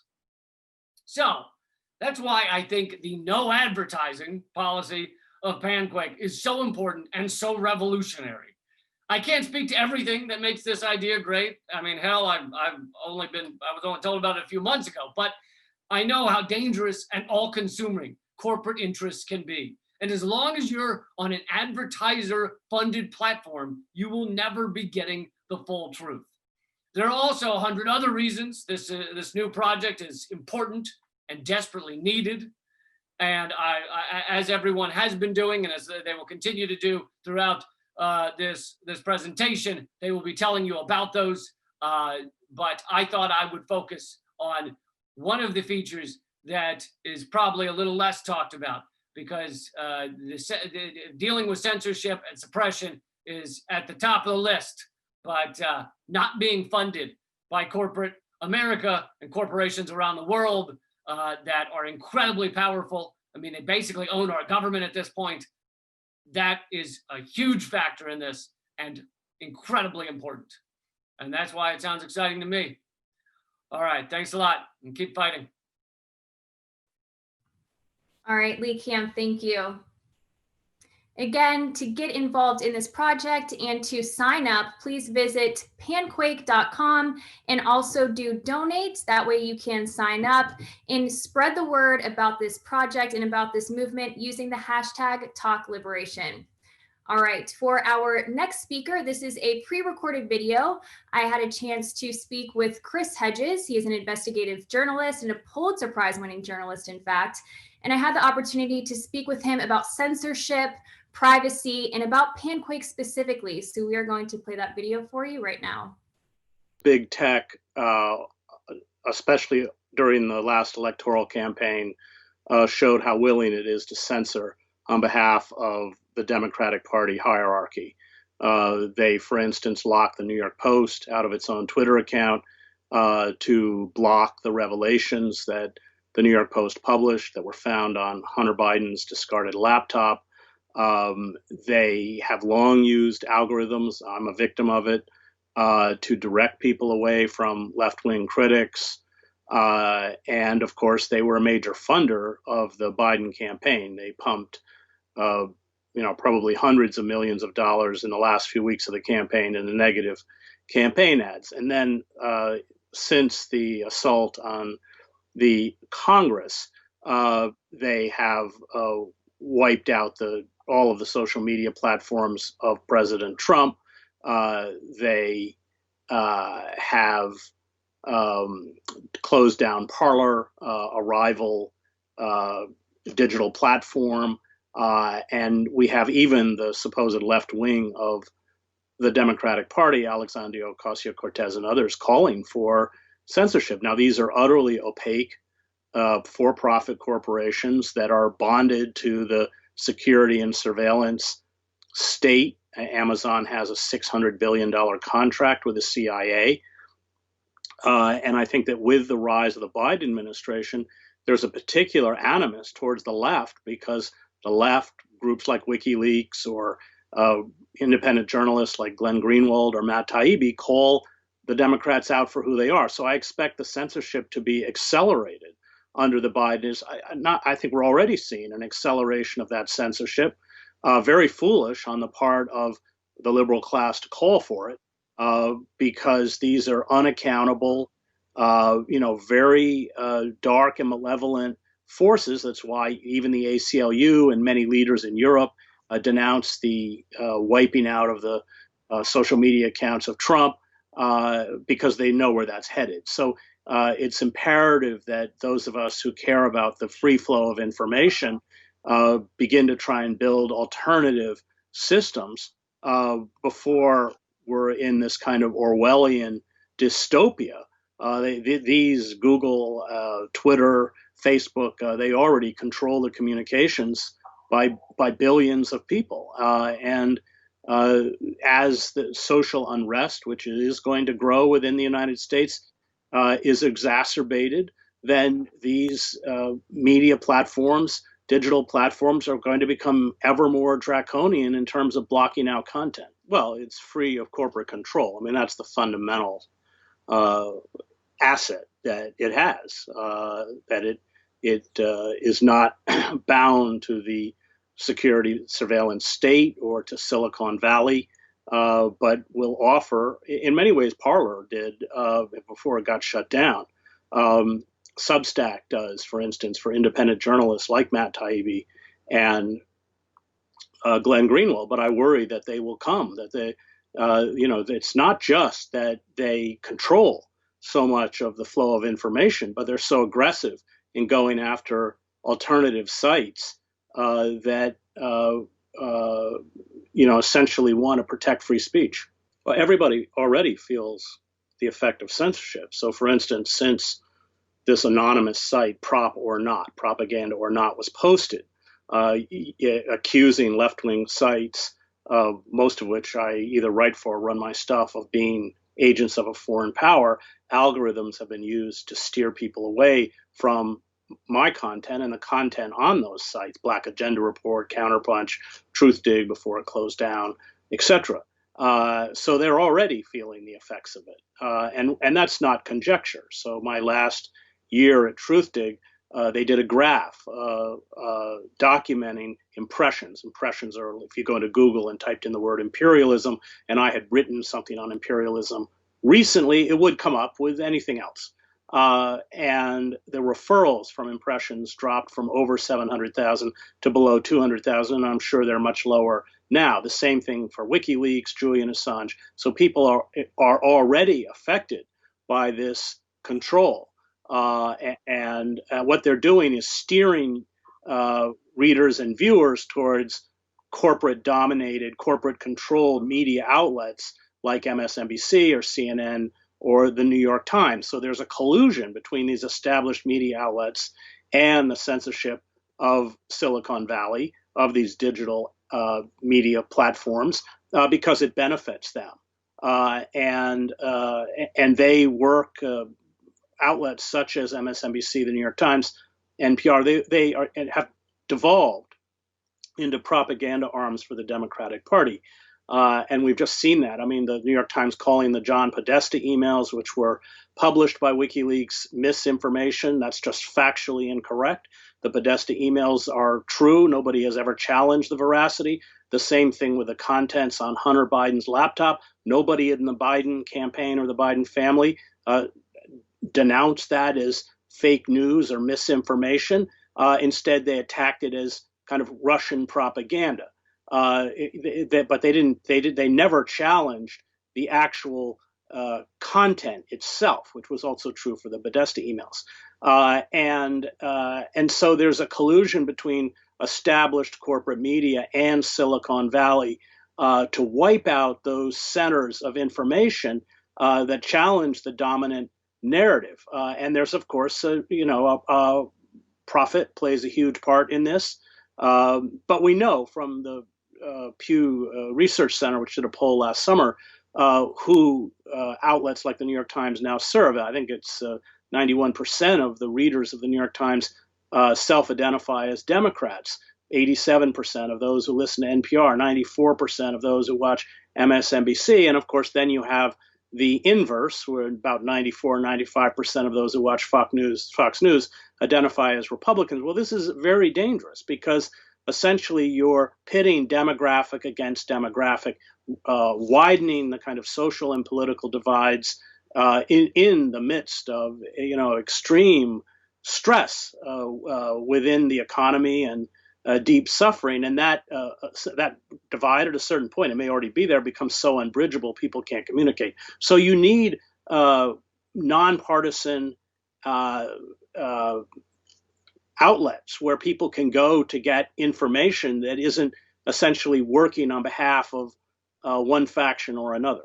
It's crucial, especially as we watch big tech become more and more aggressive, as they have in the last couple of weeks, in terms of shutting down any kind of digital platforms that is a threat to the hegemony of the Democratic Party and the ruling power elite within the Democratic Party. I'll use it for all the reasons I just stated. I know many of the people behind it, including Bill Binney, and I trust their integrity and I trust their word. We have to begin to build alternatives and use them to free ourselves from the death grip that corporations like Twitter and Facebook and YouTube and everyone else has on our ability to communicate and inform ourselves about what's happening in the world. What we are doing here is really groundbreaking and innovative. So make sure that you do join us and visit panquake.com. Please donate, get signed up, and make sure you spread the word using the hashtag #TalkLiberation. Our next speaker of the evening is Peter Lavelle. Peter is the host of RT's Crosstalk and also the co-host of The Gaggle on YouTube. I spoke with him earlier this week about PanQuake, about censorship, and also about privacy issues. And he is endorsing this product, and this is what he had to say. Why did Julian Assange establish WikiLeaks? Because journalism had no longer functioned to inform society. So we need another platform, a platform where people can speak more freely and not be so judged all the time. Everyone knows I'm a conservative, but I learn from people that I don't always agree with. And through discussion, through debate, I learn more and I become a better person. And I think my interlocutors do also. And we need a platform of good faith, because I think we're missing that in our public discourse, okay? Because what has happened now with these huge platforms out there, they've created a dystopian environment. And, you know, being a conservative, what comes first? Well, obviously your family, but community. And community in our age right now is online. And so I want to be able to talk to people in good faith and smart people, because I really would like to cut out all of the nonsense, because I don't like wasting time. I want to engage people in an intelligent way that I know are good faith actors. So we need a platform desperately. And I've seen the number of speakers that you have at this event. Most of them come from the left, and I admire them all. I don't always agree with their politics, but these are people I want to have contact with because I can learn from them without always hyperventilating all of the time. We need cooler minds. We need people to be more understanding.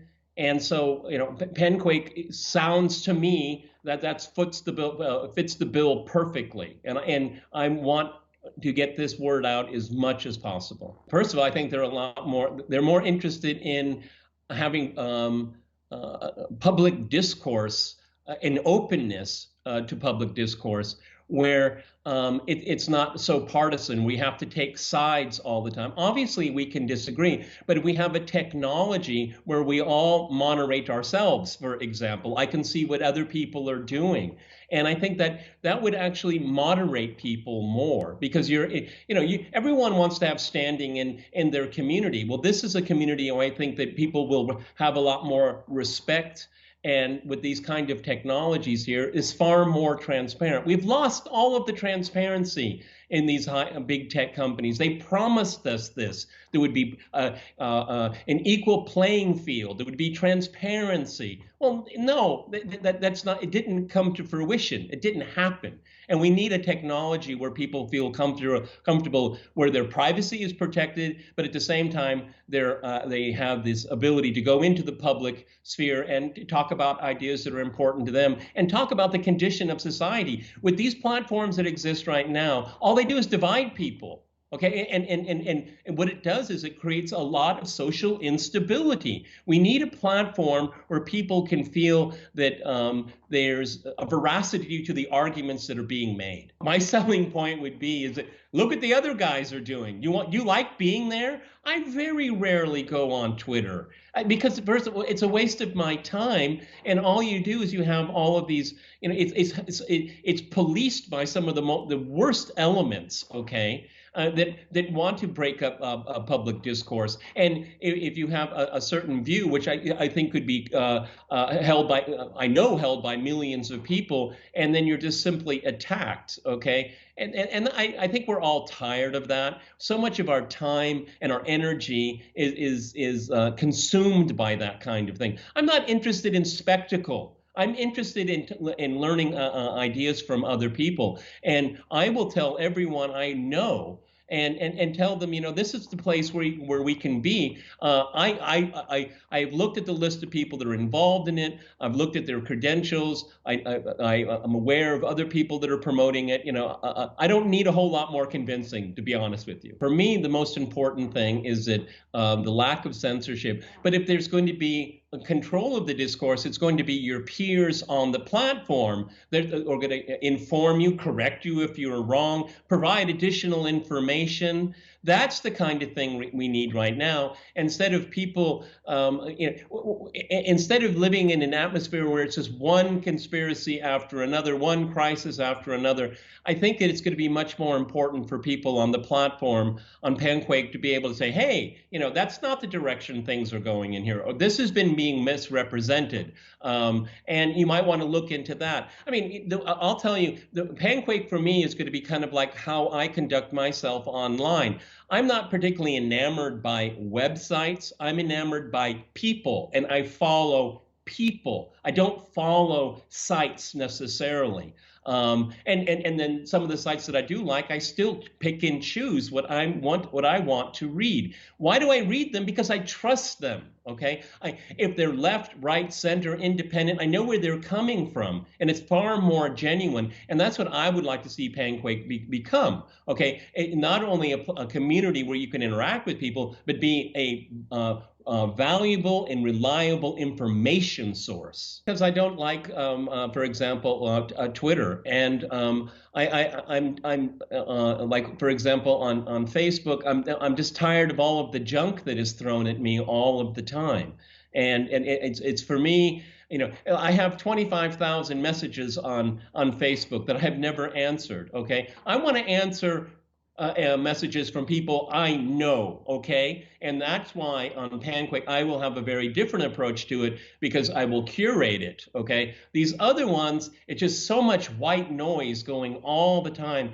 And then, the number of times on Twitter that I'm references made to me and I'm just slandered, and it's like, you don't even want to come and talk to me.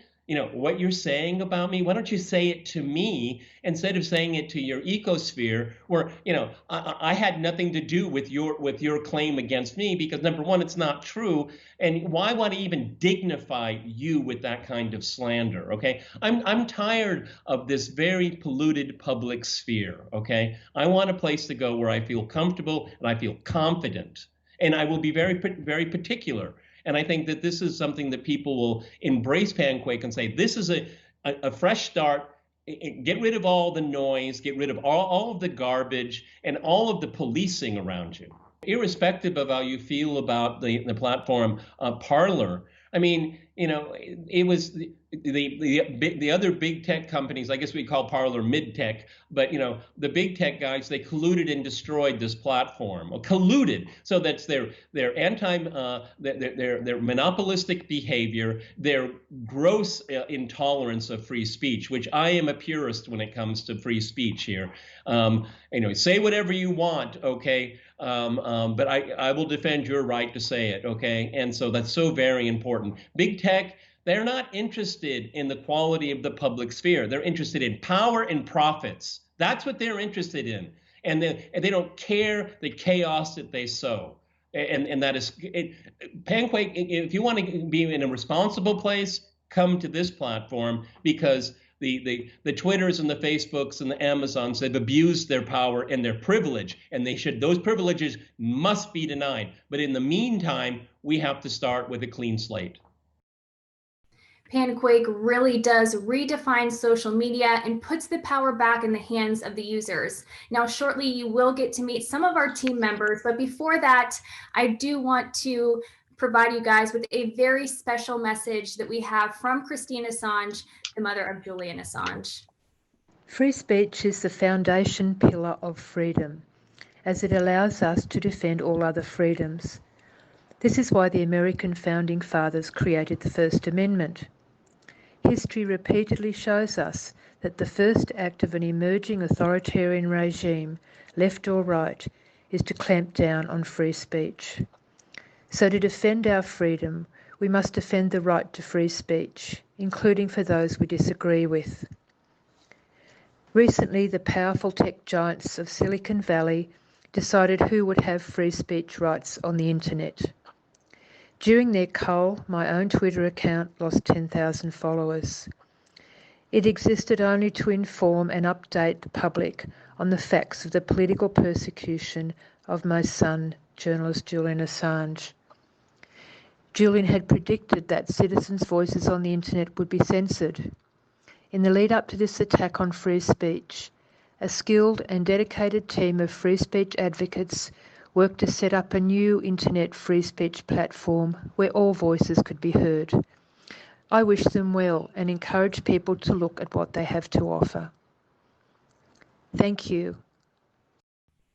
We are really excited to be launching this product, PanQuake. If you want to get involved, please visit panquake.com. I have been working on this project for the past several months now, and I can tell you it has really given me a much more positive outlook on the future, because we are really delivering on solutions on how to combat censorship as well as protect people's privacy.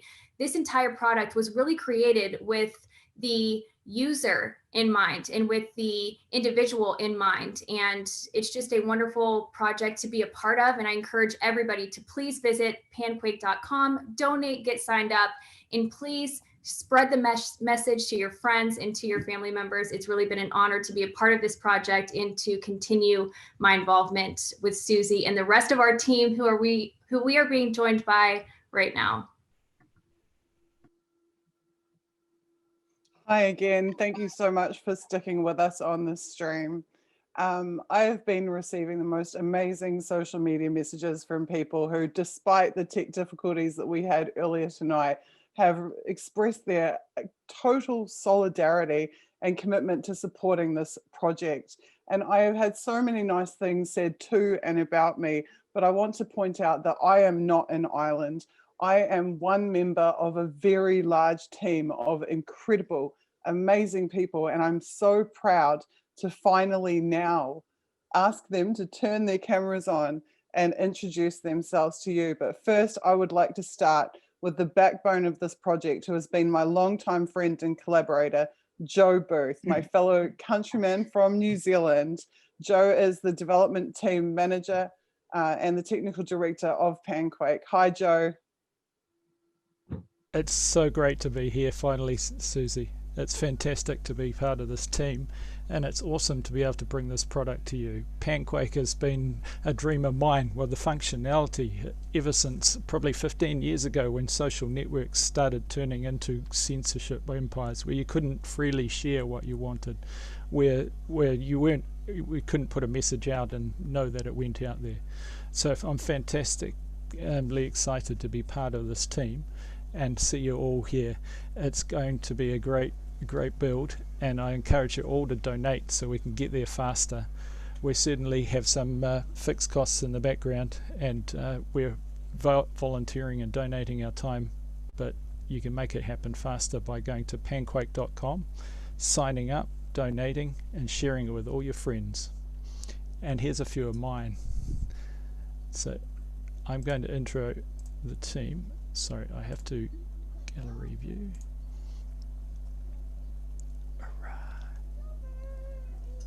Hopefully. Wave, everybody. Hi, say hi. Hopefully you can all see there's a bunch of fantastic people here. We also have a few others that aren't shown on screen, but certainly I'll start through and talk about them. So under my well, who should we start with? That's a good plan. I'll start at the top, where I lead a development team, but with a bunch of developers. We've got several of them here, and we've got Isabel. Are you? Yeah, no, we're seeing a few, but we're not seeing all of them. So I've got. Who have I got on the screen? Oh, I'll start with Susie's team. There's plenty of fine people with Susie's team. So in the project management team, we've got Kitty. First of all, Kitty is the driving force behind this team. She's organising and coordinating everything alongside David. David is also a key component of our team. He doesn't look like David's on here either, but we'll continue on. I can see them.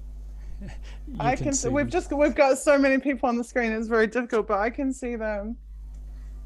All right, I'll just check I'm seeing everyone. I think maybe that that I'm not seeing the people that aren't on video. That might be the way. I but see David Sutton on video. David, would I you can like certainly to say see a you, few David. words? Fantastic. David, what does being a part of this team mean to you? It's just, to me, I feel so fantastically fortunate to be here with this amazing group of talented people and making this world-changing opportunity a reality. Thank you so much. We rely on you so much. Thank you. You're most welcome. Fantastic. And as you have heard, we've got a Bill advising us. Bill has been a fantastic support for us on the cryptography front, advising us on security and various things. So say hi, Bill. Fantastic to have you as part of the team. It's my pleasure. It is an extreme pleasure to be a part of this, to see if we can change the way the direction of the world is going. And I think that this is a golden opportunity to break some of the things, some of the barriers that the institutions have put in front of us. It's fantastic. I've also, and probably responsible for bringing you the PanQuake.com site and the TalkLiberation.com site, are our fantastic team of front-end developers. And we've had some fantastic support by Sean. We've had certainly a few of our other developers, Kelly and others, have been part of this. So Sean, how's it been to build a website in a few days and get it live? Yeah, a few days. Well, yeah, I mean, we're doing a very interesting sign-up process that I think is a sign of the type of innovation we're really thinking about. So, a big part of what I was doing was making sure that we could do a privacy-respecting, smart way to give people basically an early access, a ticket to PanQuake. So when you donate, you'll see it, and it's pretty cool. That's fantastic. We also have a number of other advisors that are helping us with cryptography. They're helping us with privacy. They're helping us with security. I won't mention them now, but we've certainly got a full team there. Moving on to the development team. On our front-end development team, we've got a fantastic front-end designer who's been working on this PanQuake site. On the back end, we also have a person I've grown to know over many years, Joshua Benton. It's so great to see you here, Josh. I know you don't really want to speak to this, but certainly he said to me earlier, he said we all need alternatives to these social media legacy companies who censor and remove our content, and he's so excited to work with a talented group of all you and work on Talk Liberation and PanQuake. So going on to the next one, on our graphics team. So the graphics team has been moving mountains to get all these graphics together. You'll see the fantastic ones on the screen and all around in some of our videos and bits and pieces. So in our graphics team we have Kimber. How have you found Talk Liberation and PanQuake? Hi. Honestly, this has been a surreal experience just because the timing of the project with everything that's been happening and the real world, it's kind of been serendipitous. It's been the word that I've used quite a bit these past couple of weeks. So I'm really excited because this issue has been one that's been very important to me for many years now. So to be able to take part in a potential solution is definitely extremely fulfilling, and getting it to do with this team, which I've worked with Susie and a couple of others over the past couple of years, and Susie's always been amazing at pulling together a team and pulling off a project like that far exceeds anybody's expectation. Like time and time again, she's just always blowing us away.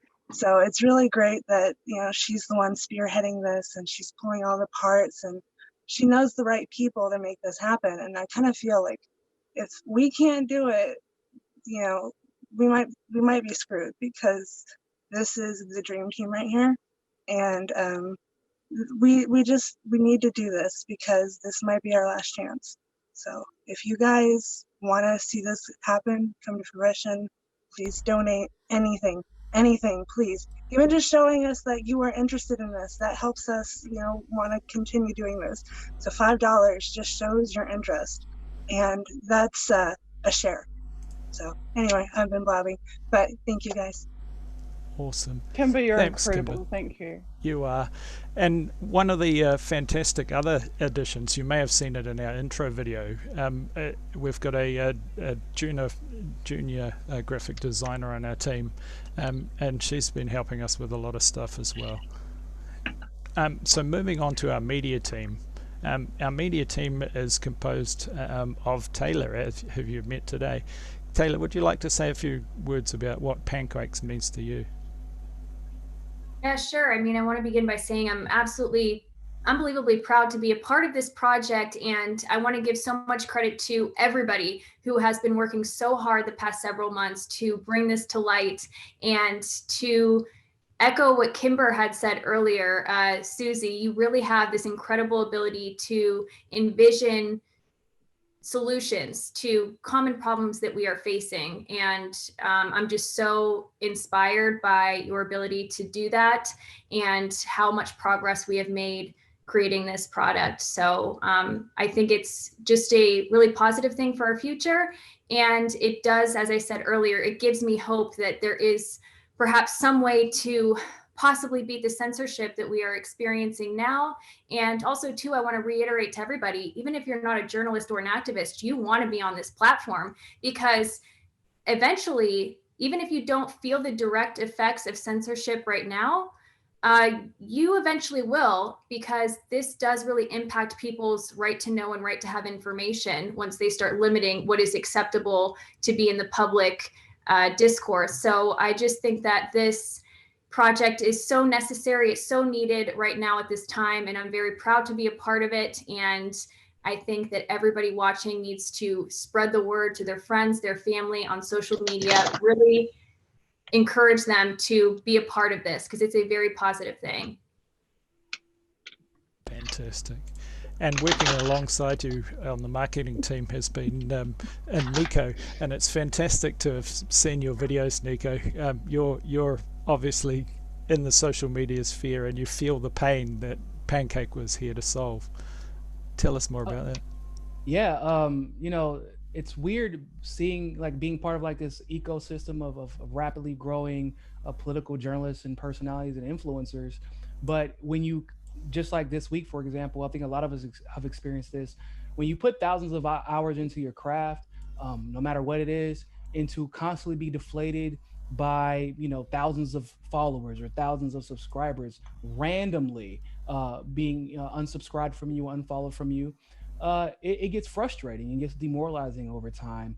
And then you have to combine that with the fact that we know that our reach is not as much as it could be and should be because of how social media has manipulated their algorithms over the years. PanQuake has, the reason I jumped on board with the opportunity is just because I know that at the end of the day, there's a business component, and you have to have that motivation to actually continue to do your craft, because like the awareness is usually what keeps you going.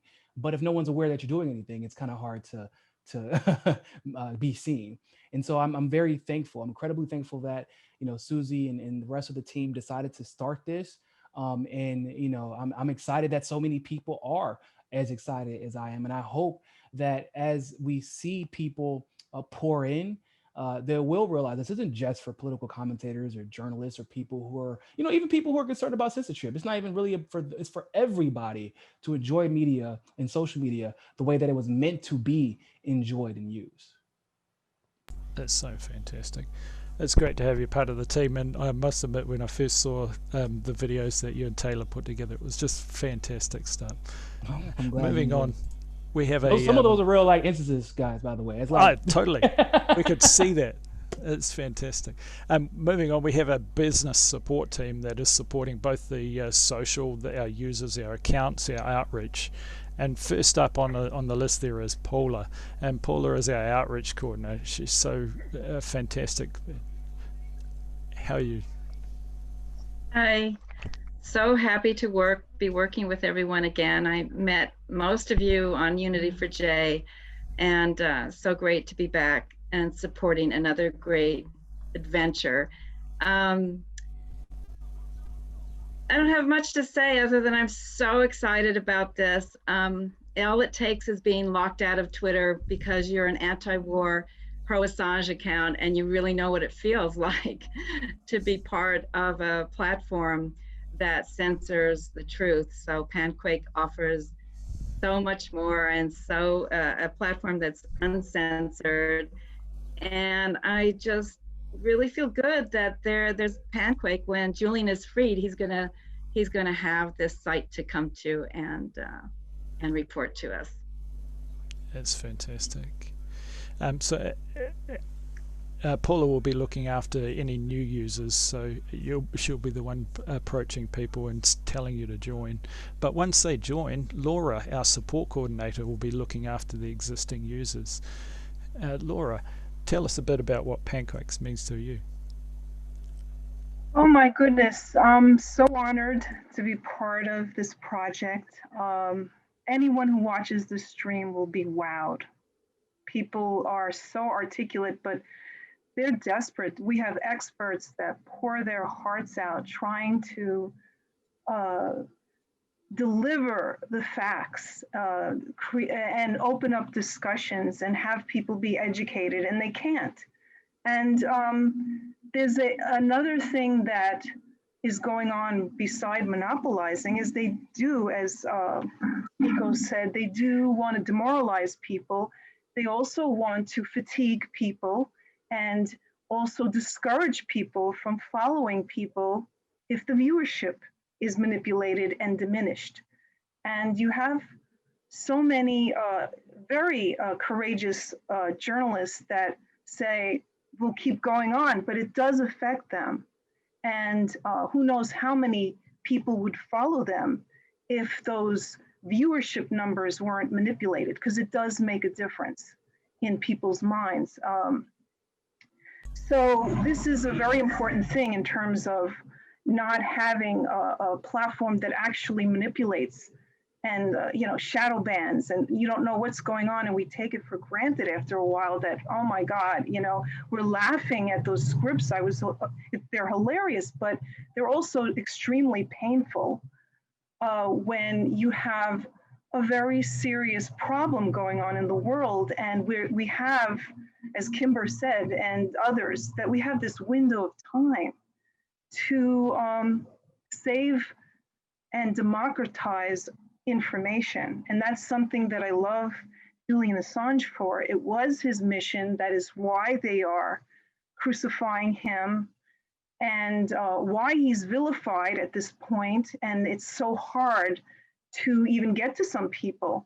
So I can't say enough about how wonderful it feels to be among people that are so serious about this.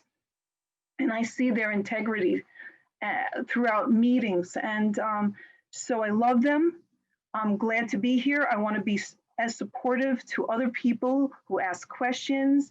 And I do expect that there will be a lot of people donating and trying and subscribing to this. We need this. Thank you very much. Fantastic to have you on board, Laura. It's fantastic. So answering some of your questions on the social media is our social media coordinator. So I'd just like to introduce you to the amazing Cara. You've been waiting so long. What does PanQuake mean to you? Well, I mean, I was just like a mom on Facebook for over a decade, and a few years ago I got involved with Free Assange and Unity for J, and I ran the Facebook page. And 4 months ago, I was just suddenly deplatformed out of the blue, like no warning, never been in trouble, no response to my appeal, no answer ever. To this day, I have no idea what happened, except, maybe the activism, I don't know.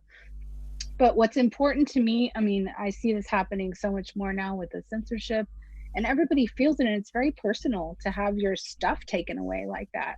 I mean, I don't even have my kid's only 10. I've been on Facebook for 12 years, so I have no photos of all the stuff that we did. And that's weird. So I'm super excited to be with this team that I know a lot of these people, and I know that they're going to make this happen. I don't know any of the technical stuff, but what I care deeply about is that there's customer service here. It's not like, you know, you apply to your appeal and it just goes into this black hole and nobody ever says anything. And I know that Laura is going to take care of people and I'm going to help her. And so is Paula, and so is Jeannie, and we're going to take care of people that are our customers. And it's about people, and it's not about advertisers, and it's not about the surveillance state, and it's not about corporations. So it means the world to me to be a part of this team. It's so fantastic, and over the years I've really appreciated your support of our various online presences, and certainly my experience coming through here has been fantastic as well. It's so great to join yet again with all of you. And I see here with Isabel. Did you want to say a few words? Sorry, we missed you earlier. But Isabel, no, it's okay. I wasn't sure if I should respond, but yeah, of course. No, go for it. Yeah, I'm looking forward to finally using social media as it was intended in the first place, to link up and meet up with the things and the people that I love. And yeah, I'm really looking forward to going back to this golden age, which was somewhere about 10 years ago for me. Well, it was bad at that time already, but what we have today is really just gut-wrenching. And so I'm really happy having an opportunity to help and to go on into a better future. So thanks. It's fantastic to work alongside you too on the development team. Kitty, did we hear from you earlier? I don't know if you managed to sort out your audio in time, but are you there? I'm here.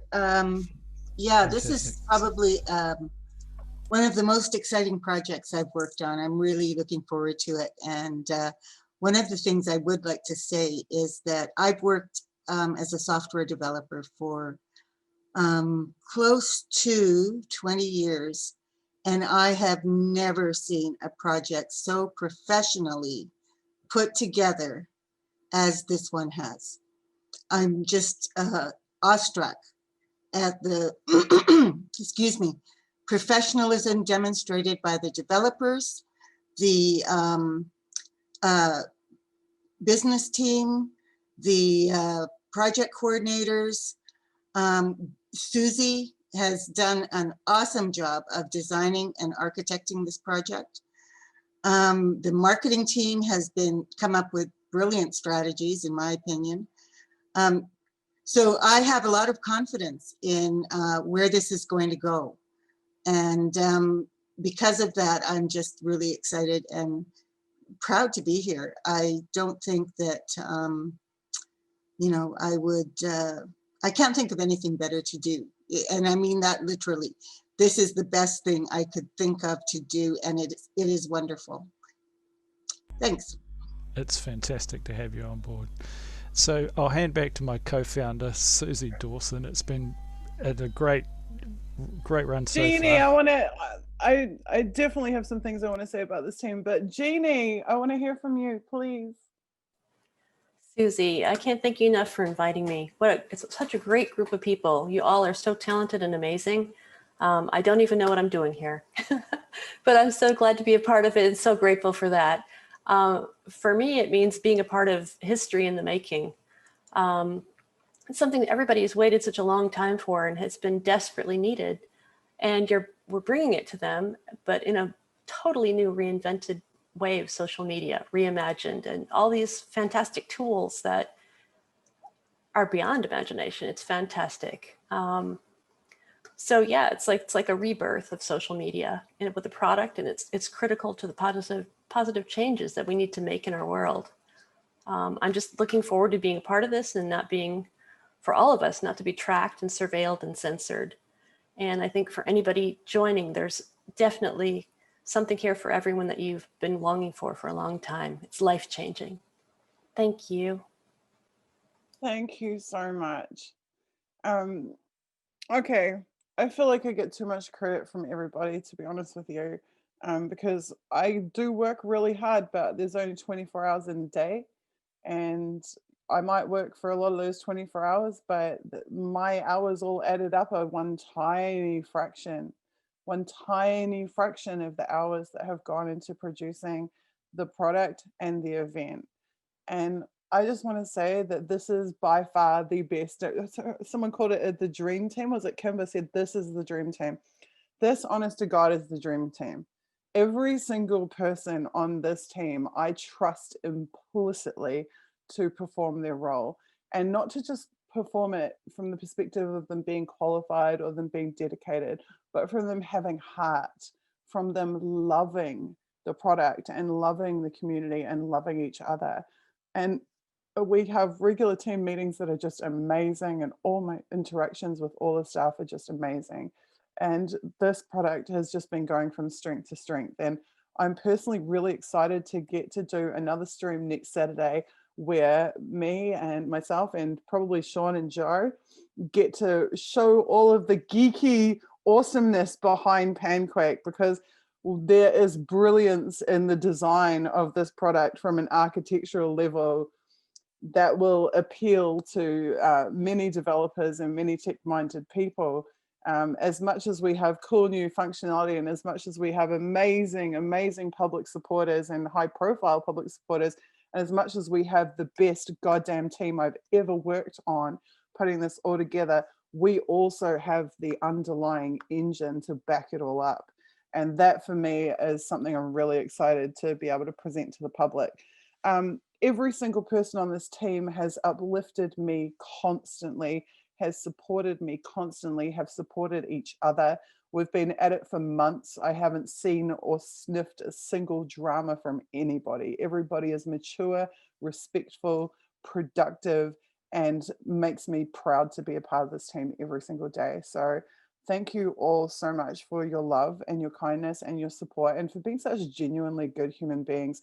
I tweeted just a few minutes ago that this team has restored, this team confirmed is the word I use, this team confirms my faith in humanity. Because in the dark, miserable times that we're in, when we look at mainstream media, when we look at the horrific situation in our governments around the world and security agencies around the world, it's really easy to get down and feel like we're in the end days of Armageddon, which we may well be, but at least I'm in those end days of Armageddon with the freaking most amazing people I could ever dream of to be shoulder to shoulder with. And like I said, yes, back at you, Cara, like I put in my Twitter bio this week, we don't hope, we build. We might not have, outside of PanQuake, much reason to hope, but together we can build something. And some of the feedback I've heard from my team in recent months, I've had multiple people tell me, I don't want to go to work today, I just want to work on PanQuake. And the reason is because PanQuake makes them feel good. PanQuake makes them feel like there is a chance, there is a hope, there is an opportunity, and together we can actually achieve that. And if I'm going to sing my own praises, I will do so just saying this. I never failed to deliver a software project. I got every single one of them over the line. I use frequent delivery models. My clients know when I'm going to be on site, what date I'm going to deliver, what I'm going to be delivering, and I'm there delivering it. And this is going to be exactly how we're going to run the delivery of PanQuake. Every single month, there will be public streams of delivery meetings where we will be presenting our deliverables to our community and to the public. This will never be vaporware. It will be transparently delivered, just like it's being transparently developed.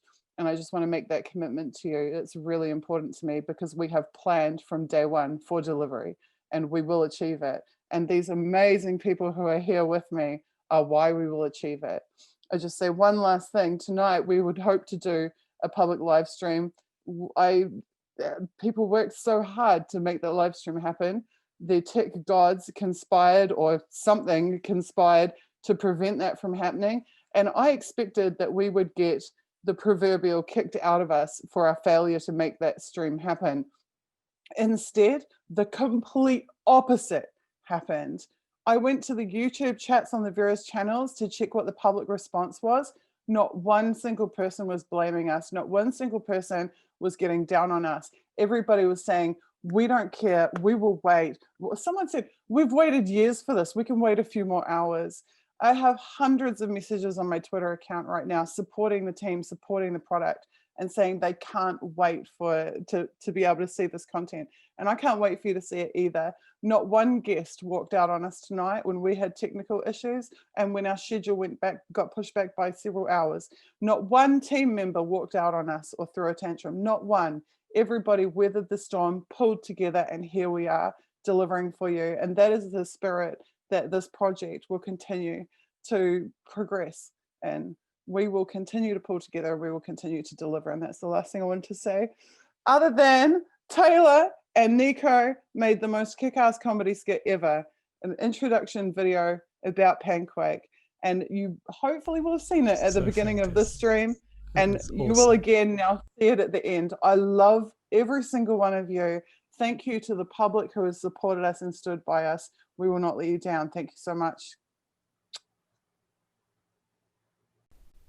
Hey, I just found the coolest thing and I wanted to tell you about it. Just give me a second to pull it up.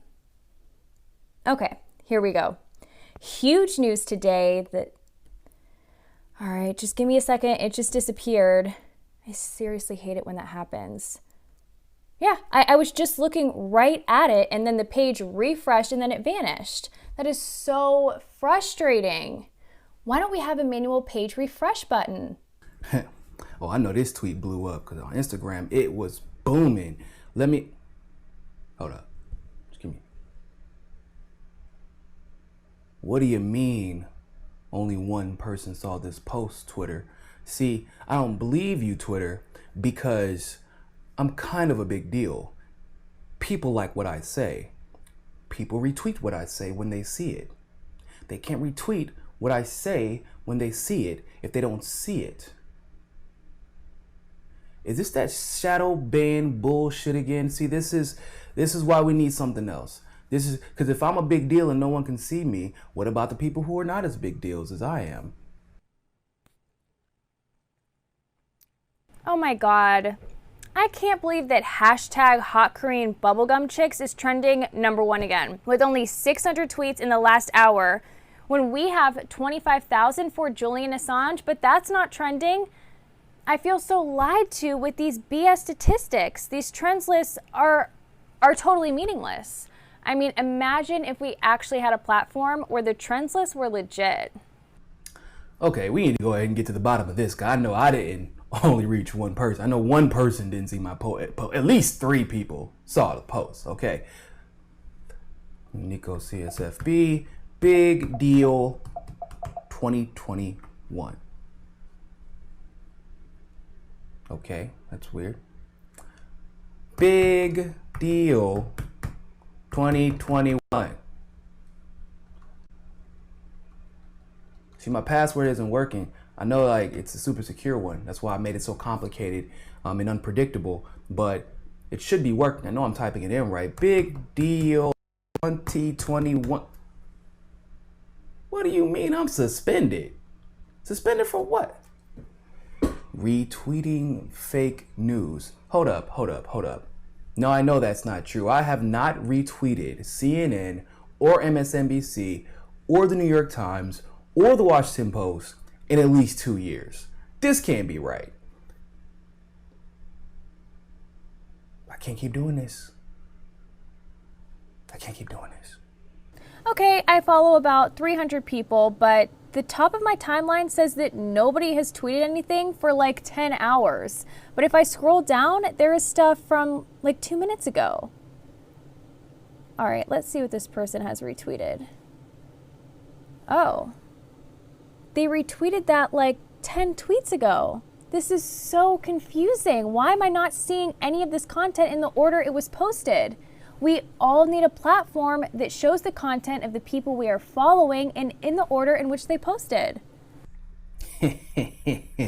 Queen of the warmongers. I wonder how many likes that tweet has. Let me go check. That's weird. I'm pretty sure I liked that tweet already. Well, maybe it's just a mistake. Let me go ahead and like that. Go back, refresh that real quick. Again, my like is gone again. Now that I think about it, this is like the 5th time I had to re-like this tweet. If it keeps taking my like away, how do people know that I like the tweet? And if it's taking my like away, wouldn't that mean it's taking everybody else's likes away? And if it's taking everybody's likes away, how are people supposed to know that the tweet is well liked if the likes aren't there? We got to do something about this. I can't deal with these emotional games that people are playing with me right now. I need people to know when I like something. That's why I liked it. I wouldn't have liked it if I didn't like it. So why is Twitter trying to convince me that I didn't like the post? I need a platform that's going to make sure that when I like something, it stays liked. Extra large condoms? What the fuck? Why is this even on my timeline? I can't stand advertising.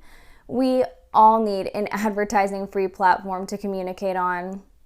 Is it true that Twitter and Facebook are selling my data and I haven't seen a single dollar? Well, that can't be right, because we all know that big tech companies like Twitter and Facebook are just champions of morality and ethical behavior when it comes to the online space. Let me just do some further research into this to figure out if this is actually true, because I, for one, do not believe it. Super duper complex, full-blown techno-babble, impossible to understand sentence about the algorithmic specificities of user data being compromised and exploited to a third-party partner.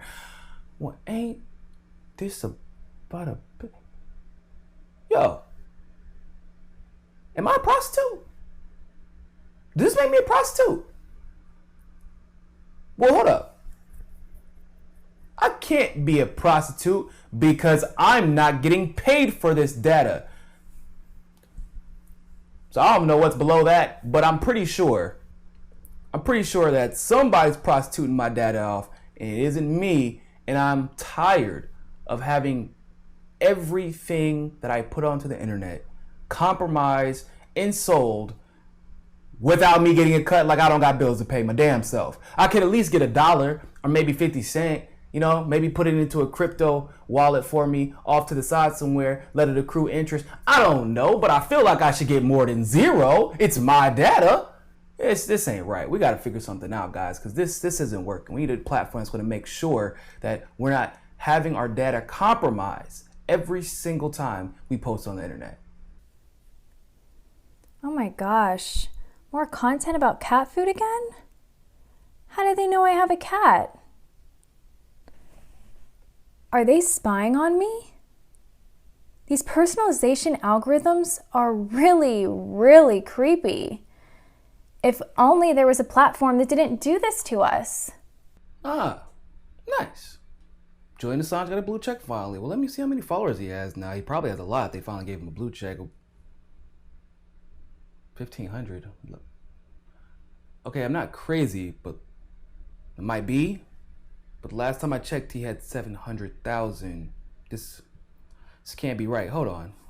Julian Assange. Wait. This says 700,000 still. They verified a fake account. Well, let me check Chris Hedges.